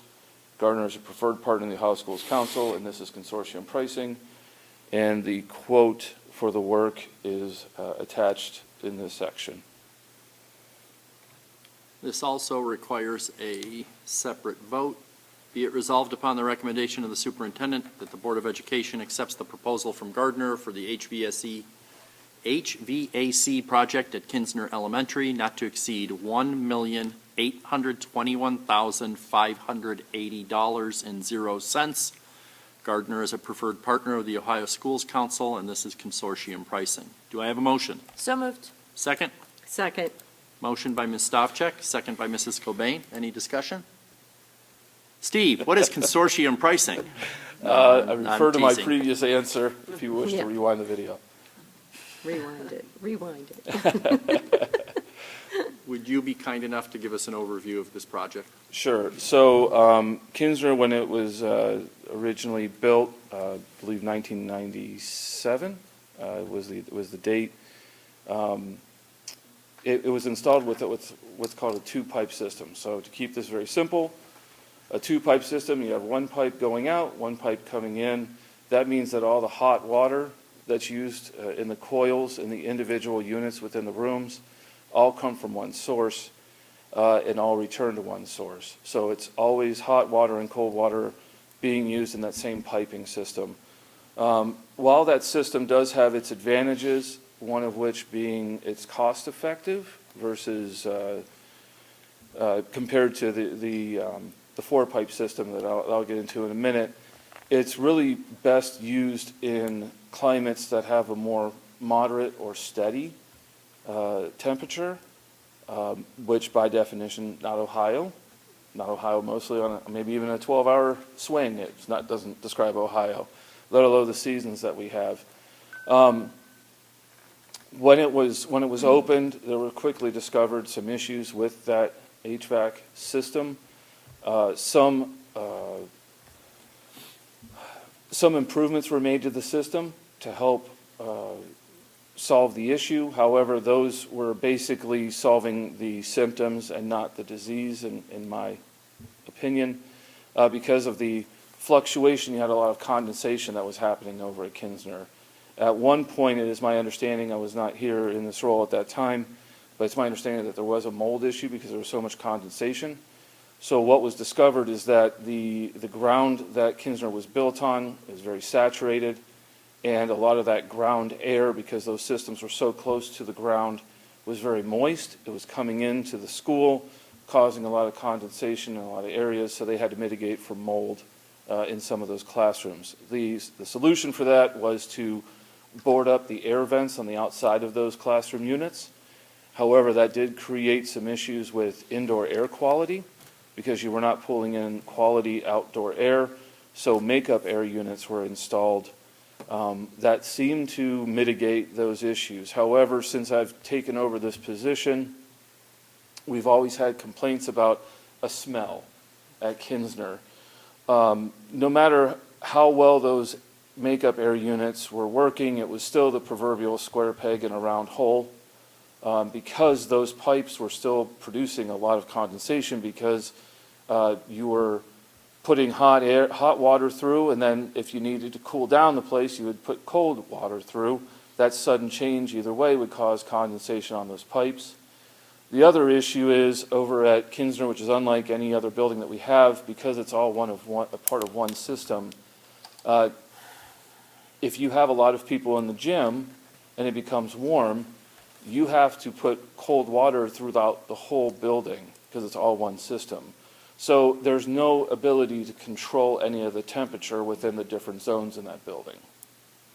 So that's the history. For those of you that haven't lost yet, moving forward, we're proposing a four-pipe system and air handling units in the ceiling. What that will do is 4 pipes means 2 pipes going in, 2 pipes going out. One of those pipes is dedicated cold, one of those pipes is dedicated hot. We're going to abandon in place those univents that are in the classrooms and put in ceiling VAVs, which are basically variable control in the ceiling, and also air handlers in the ceiling, which are constantly pushing out fresh air into the classrooms. This solution, I feel, in conversations with Keith Simek, the maintenance foreman, doing some research, this will take care of a lot of the issues that we are having and mitigate those issues of, number one, condensation causing mold and mildew within the fan coils, which We have deep cleaned those. We have cleaned the trays out. We constantly are doing that. And within a very short amount of time, the smell is back, the mildew is back. That will completely eliminate that issue. It will also eliminate the issue of the air exchange, make it much more conducive to controlling not only just the smells that are in the building, but also we're going to be able now to control, much like the other buildings that we have, if this section's too hot, we can cool down that section. Every corridor is going to have its own air handling unit, AHU, that pushes the air in, and then every classroom is going to have those VAVs, which will be able to regulate hot and cold within the classrooms themselves. $1.8 million. Problems fixed? Yes. So we don't have to ask the question of, what if it's not fixed? No. Works for me. And again, it's easy to ask these questions, but the last thing anybody wants is for us to replace all of that equipment, invest 1.8 million taxpayer dollars, and then we still have an odor. Correct. I mean, this is designed to mitigate all of those issues. And I do think it's important to point out that no matter what plan that we were creating, whether it was internally on where we needed to go with the physical envelope of this building, or if it was part of a larger plan of renovation of elementary schools or replacement of elementary schools, this was on the plan regardless. This is something that we've known had to be addressed. We've been, since I took this position, I think this is my 7th year now, but I'd have to look back at the contracts. This is something that we knew needed to be done. However, in light of plans that we had made, it kept getting pushed off. This needs to be done, in my opinion, not only because we need to take care of this issue, it's been part of plans. Hesitating, especially on an HVAC project, will do nothing more than cause more money to have to be pushed into the HVAC project for the solution. It's a rising cost that I do not see reducing, and it's time to make this decision before the cost becomes too astronomical. As far as the plan is concerned, Gardner supports this system? Correct. And just for everyone's knowledge, Gardner has done other projects with us. As part of the Secure Entryway project, they did a mini split over at Muraski. They're the ones that installed all of the HVAC over at Chapman when we went from an electric air handling unit. We ran the gas line there. So they've been partners with us. We've worked with them. The last project they did with us was the front or the north side of Sarar, replacing that air handling unit, and we haven't had any issues. Everything that, in my experience with Gardner, when they've designed these projects, it's solved the issues that they were designed to solve. Timing, you want to do this in the summer? Correct. We need permits from the city? Not to my knowledge. It's a very big project. Any concerns about opening school on time? No. That's why I'm bringing it to you now. Any delay would mean potential delays for the equipment to come in, and that could jeopardize school starting. I've been assured that with us getting on this project now, getting the materials ordered as soon as possible after hopefully affirmation from the board that we want to move forward with this project, we should be in a good spot of getting this completed before school starts. Any other questions? Please take the roll. Ms. Stavcek? Yes. Ms. Cobain? Yes. Mr. Miko? Yes. Mrs. Hausum? Yes. Mrs. Bissell? Motion carries. And before you go on, Steve, thank you. HVAC, some people don't think is exciting, but this board appreciates the fact that you... We love it. I live for this. Appreciates the fact that you know it's important. Cold kids in the winter and warm kids in the summer are a bad thing. And I appreciate you working on this project. What exactly is the smell it can start? I've never heard about that. I'm sorry? What's the smell it can, how It's a would you describe combination it? of people believing that there's mold that's growing again, but really it's, like I said, in the fan coils, there's, Could it just be stinky feet? no. Oh. No, but it is, it may be a little closer to the truth than people want to think, because there's poor air exchange. It's like going into the attic. Yeah. It's just there's some stale air there that needs to be exchanged in a more efficient manner. Gifts? The last section I have for you tonight is gifts. Be it resolved upon the recommendation of the superintendent, the following gifts be approved.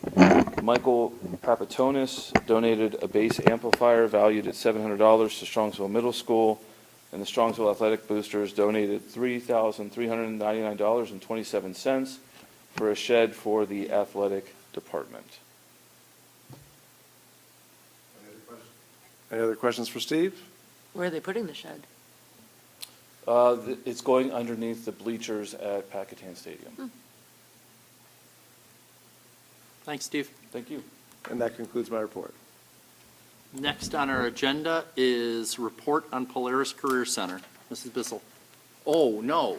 It's my last Mrs. time. Hausum. I'm going to get my handkerchief. It's my last Polaris report. Last night concluded the Explorer Club. It took place this week and last week for grades 4 to 6. According to all the pictures on Facebook, it looks like everyone had a great time at Explorer Club.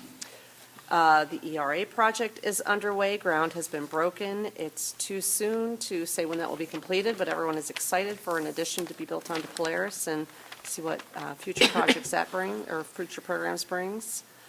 And lastly, we had our board dinner this week.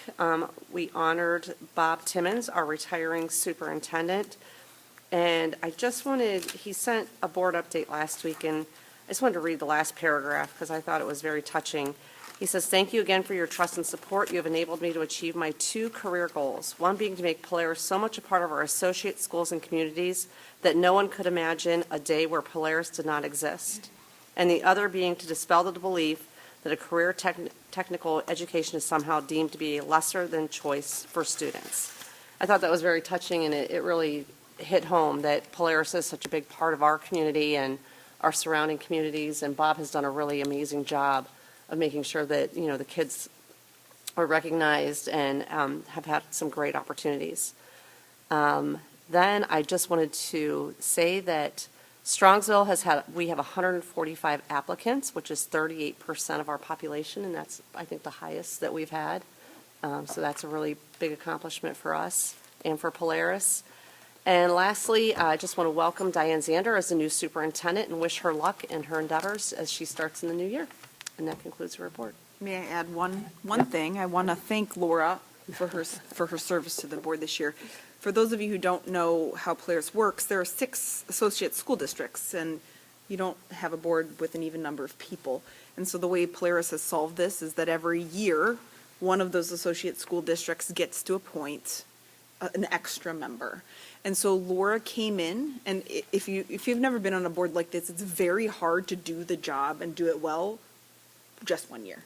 It's a lot of learning on the job, and so I just wanted to thank Laura. Not only did she do that, but she came in a huge year where we did the first superintendent search at Polaris in 17 years. It was a long, arduous process that had some hiccups that Laura pushed through to be part of that conversation. So I just want the public to know that Laura served you well at Polaris, so thank you. What school district is next year? North Olmsted has a great standard to follow and tough shoes to fill. But thank you again for the work you do on behalf of Strongsville. Next is report on legislation. We are in the lame duck session. Sometime next week, they will wrap up both the Senate and the House in Columbus. I will announce, and I'll tee up the conversation Mr. Binkley and I will have later, but the governor did sign House Bill 432, which was make some changes to career tech and STEM, but it also addresses some of the reporting requirements, unintended consequences of SB 29. makes them more reasonable. We still need to digest the changes to the law, but from what I've been able to gather, it makes it more reasonable, not quite so onerous. From a parent standpoint, you will not get a flurry of emails every single time your student accesses something on the internet, but it also maintains our obligation and what we should be doing, which is when we're concerned that there's something that could have a negative effect happening, we will report that to the parents so that we can respond appropriately. Board liaison reports, City Council. Unfortunately, I had a conflict at their last meeting. I wasn't able to attend, but they did have the lighting of the center of town. Santa was able to come in, and they had their fireworks. It was a beautiful evening, and I cannot believe how many people were there. It's so great to see so many people partake and see the center of the town filled. They do have one more meeting this year, and that's this coming Monday, December 16th at 7 p.m. That concludes my report. I do know the mayor remarked on how many people were there and how it just has become such a great citywide event that's enjoyed by young and old people or persons. So it was fun. The commons are still lit up, so make sure to take the opportunity to visit and enjoy all the decorations and the holiday spirit. The fireworks were awesome. They were so long. I kept thinking they were over, and they kept going. So it was nice. They did a good job. We're very fortunate. All the donations, there's no tax dollars spent on those. Everything is donated. Yeah. And if you see Jennifer Milbrandt, make sure to say thank you to her, because it's her hard work throughout the year to turn into one evening for the entire city to enjoy. Strongsville Education Foundation. Oh, that's me. That's me. They had a meeting this morning, although I was unable to attend, but their casino night went great. I think they raised around $33,000, which is amazing. So thanks to everyone who had a hand in that. They worked very hard, and I went to it, and it was a really fun night. And so I'm really happy for them because they all worked really hard. So far this year, they've reviewed and voted on a total of 10 grants, of which they had 7 approved, totaling $7,468. The remaining budget for the year is $7,608. So there's still grants out there to be had. And also for the 2025 school year, for their student awards, for the scholarships, you can go online and you fill it out. It's on the Strongsville High School website, and those will be online towards the end of January. So anybody who's interested, get your application filled out, so they can look over that. So I think that concludes my report. Thank you, Sharon. Next is, I'm jumping ahead. Strongsville PTA. The next meeting we had a really nice luncheon for the PTA. It was at Waterford this year, and everyone did, they always do like a really nice job, all the volunteers and everything. Their next meeting is January 9th. February 25th is Founders Day at 6:30. That's when they recognize people that have gone above and beyond in the PTA. Reflections, which is done by Katie Drake, is she entered 3 different categories for national awards. They are also having an art show December 14th from 10 to 2 at the library. And December 19th from 7 to 9, NEO is in Brunswick, and it's for 6th, 7th, and 8th graders. And you can look online and get your tickets. Those are $20 a piece. And the kids get 2 slices of pizza and a drink. And they are also looking for high school volunteers for that to help out. And that concludes my report. Thank you, Sharon. Board committee reports? Finance committee? We haven't had one, but I will say I do want to schedule one in February. One of the topics I want to discuss is based with I wanted to see how tonight went and the direction there. But I do want to talk also on the committee about our investing, on how far out right now we go in ladders of 1 year, 2 years, 3 years, 4 years, 5 years. We might have to revisit that 4th and 5th year. Policy committee? We have a meeting December 18th at 1:30 PM here. Facilities committee, we have a meeting scheduled February 11th at 6:30 PM in this building. And Business Advisory Council. Our next meeting is February 7th at 7:30 AM here. Next on our agenda is adoption of the consent calendar.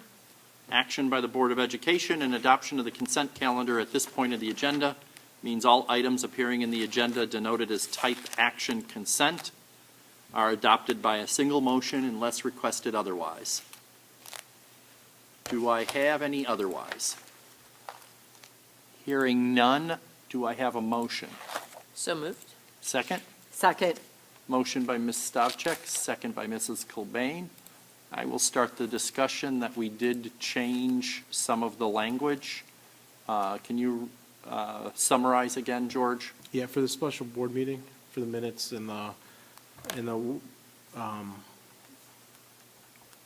We removed the portion that referred to, yeah, audio and visual. So in the recommended action, remove the portion that referenced the audio and video recordings. It's a special meeting, and we typically don't record those.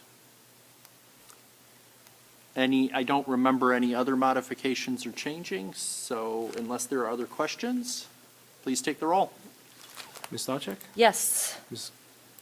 Cobain? Yes. Mr. Miko? Yes. Mrs. Hausum? Yes. Mrs. Bissell? Yes. Motion carries. Next is timely information. Dr. Ryba. Thank you, Mr. Miko. George, if you hit source search on the remote. Correct, I need to connect again. Oh, were you doing it wirelessly? Yeah, for whatever reason, the projector just Okay. turned off, so. So the board members can see it on their computer. A couple highlights we want to go as we go across the district and start at. I'll get it on in a second if you want. That's okay. Chapman Elementary School. We want to highlight Ms. Hopp and Mrs. Way. This first grade students at Chapman, they job share. So two teachers that are working together at Chapman. They recently had I think this is such a creative idea. They had a mission to save Thanksgiving where they had to complete 4 math activities to make sure the food made it back before dinner time. And to culminate their solving of the mystery, the kids got to enjoy their own Thanksgiving meal, which is, again, connects to our Model Mustang skills, as you could see, the areas of focus there, and gives our kids engaging activities to mere fun, which is important to have at any age of school, with significant learning, critical thinking, and problem solving. And obviously, they were resilient and collaborative throughout the work. So if we go to the middle school this time of year, it's been a long-standing tradition. I think even before Jenny and I were at Center, it was started at Center Middle School. Now it's SMS Gives Back. It started out as, hey, doing some fundraising, some different activities to give to Center families or Strongsville families in need. As the middle schools have come together, they've continued on this amazing transition that I think Deanna Gunlaw started many years ago and retired recently. But so what they did, I think it was last Friday, they culminated all this work. They took various donations. They went to Target to do some shopping, took those items and donations and shopping, whether it was board games or gift cards or household needs. And the 8th graders, took all of that and went to the rec center. And as you could see in the picture, that is a ton of bagging and wrapping. And again, what an awesome experience to serve others, right? We talk about math and social studies and AP classes, and that all is outstanding work that we do. But the ability to think about others, others that may be in need, to serve those others that are in need, really embodies our global competency in the Model Mustang and just builds great human beings and young people. And so they're able to support more than 280 families this season with gifts based on their efforts. So I think that's amazing. Going to the high school, tomorrow we'll have our 60 seconds that features this as well. But again, this has probably been about 10-plus years. Ms. Tanya Barba, who's one of our world language teachers at the high school, she created a partnership with teachers and educators from El Salvador. So they've been over to Strongsville at least 2 or 3 times now that I recall.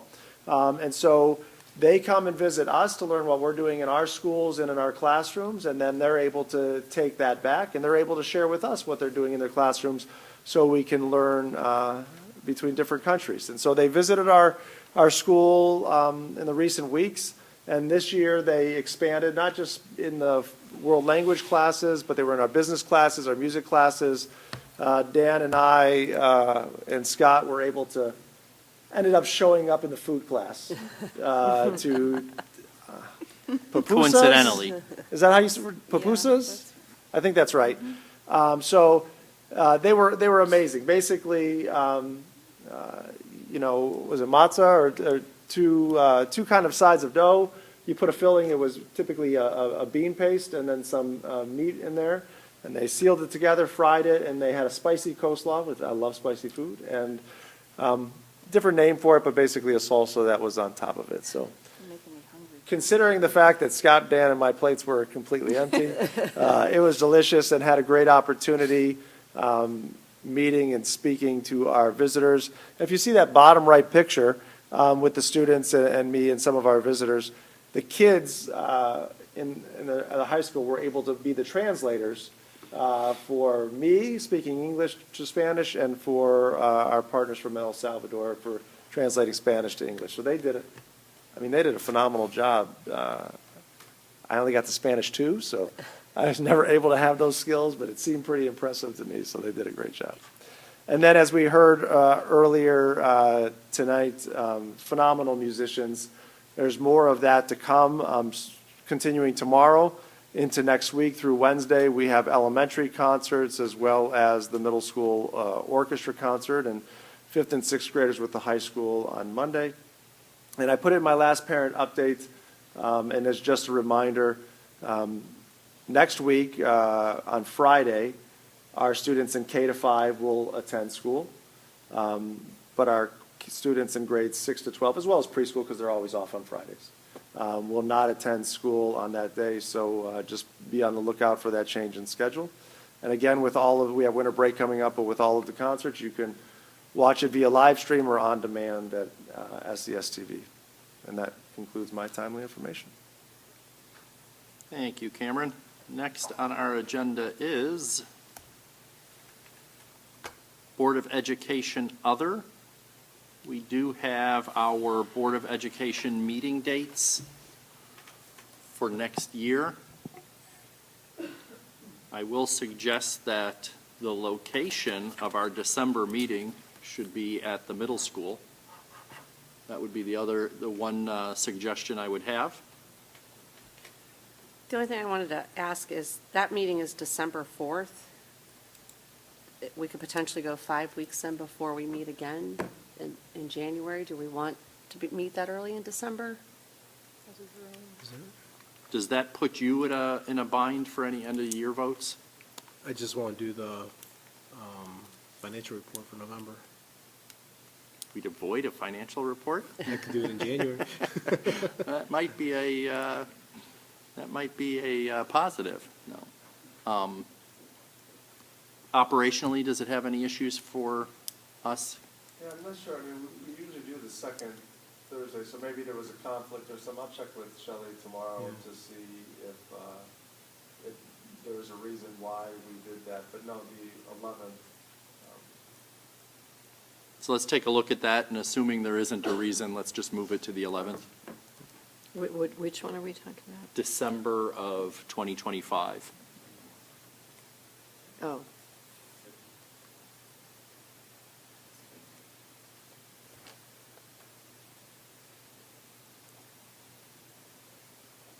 So let's. I'm sorry, Mr. McCall. The only other thing I would say is the annual board retreat always becomes a tricky one. So I know not everybody has their vacation plans yet, but just keep an eye on that one. If you know you're going on vacation, let us know. We typically, most of our administrative team is back by August, so it's a safer date for July since it's so late, but take a look, and if we can change it as is, but if you know right now you're going to be on vacation, let us know.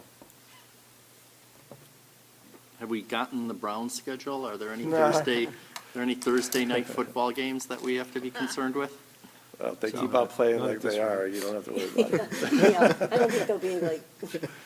And with in the commencement Super Bowl or moving anything. during the week, that's not a conflict in May, is it? That was my only other question. I couldn't find where. I knew we moved it during the week, but I couldn't. It is a conflict? So should we move commencement? Yeah, let me look at that. Oh, yeah, May 26th, yeah. What time's our And that's the commencement? retirement one too, so. I think maybe it was it 6 o'clock, Dan? The commencement?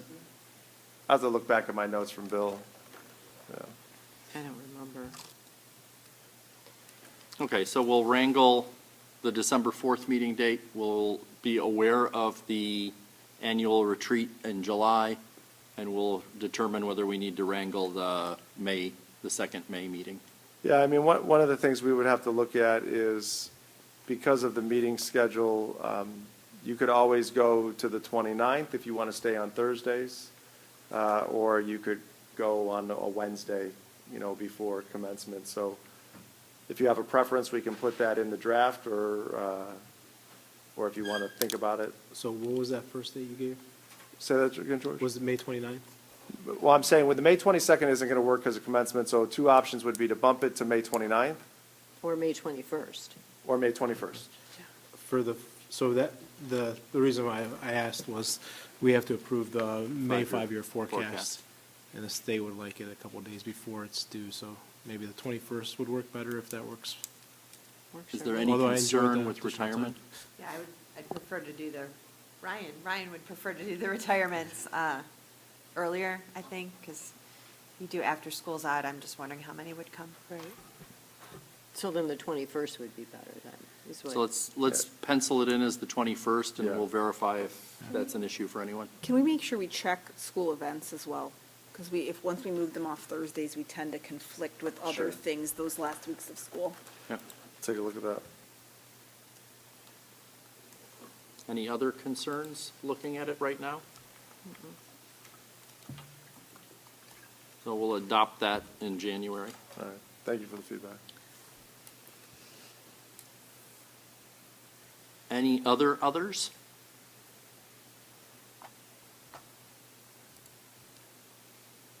Hearing none, we have Board of Education other reimbursable expenses.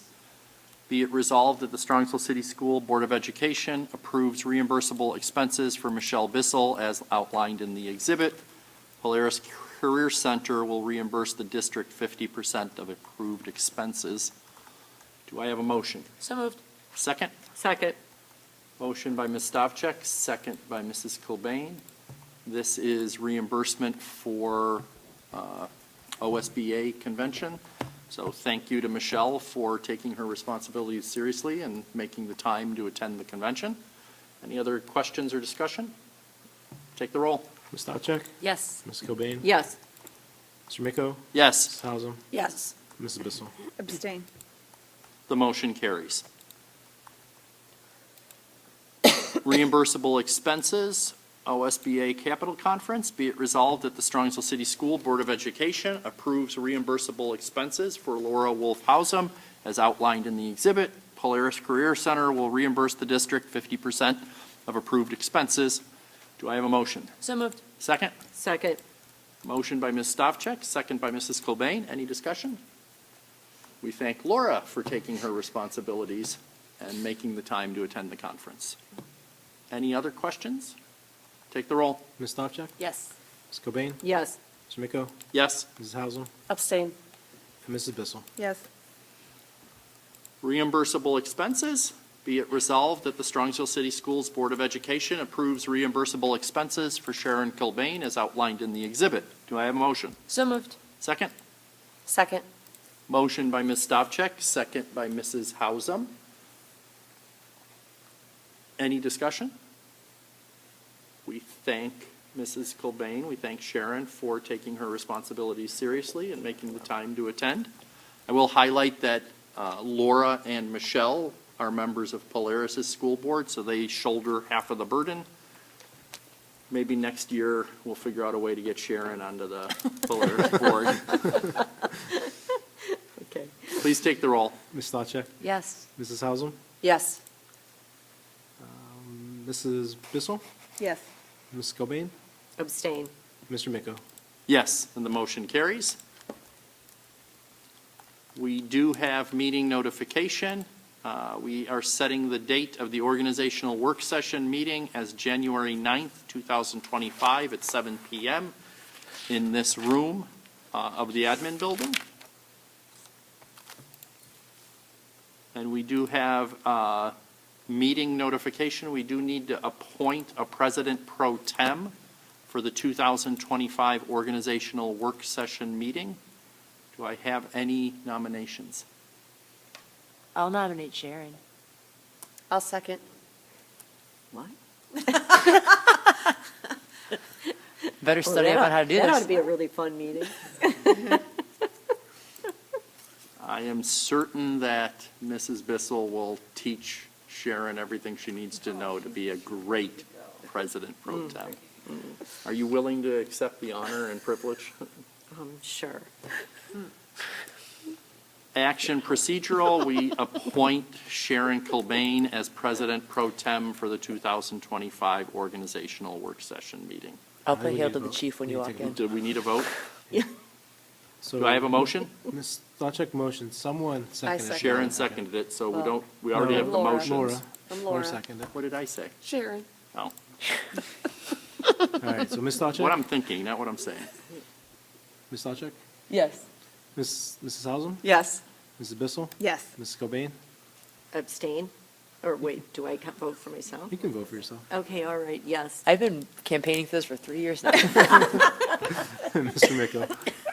Yes. I'm playing hail to the chief when she walks in. I'm doing all of it.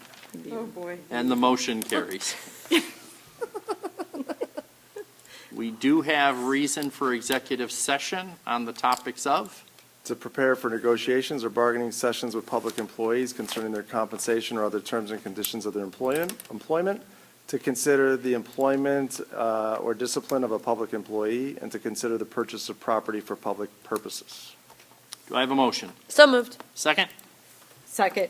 Motion by Ms. Stavcek, second by Mrs. Cobain. Any discussion? Hearing none, please take the roll. Hold on, I lost that. There we go. Ms. Stavcek? Yes. Mrs. Cobain? Yes. Mr. Miko? Yes? Mrs. Hausum? Yes. And Mrs. Bissell? Motion carries. We will enter into executive session at 9:20. We have no expectation of further business. This is our last meeting of the year. It is the holiday time, so I wish everyone a belated Happy Bodhi if you celebrate, Merry Christmas if you celebrate, and a Happy Hanukkah. Thank you for your attention and have a good evening.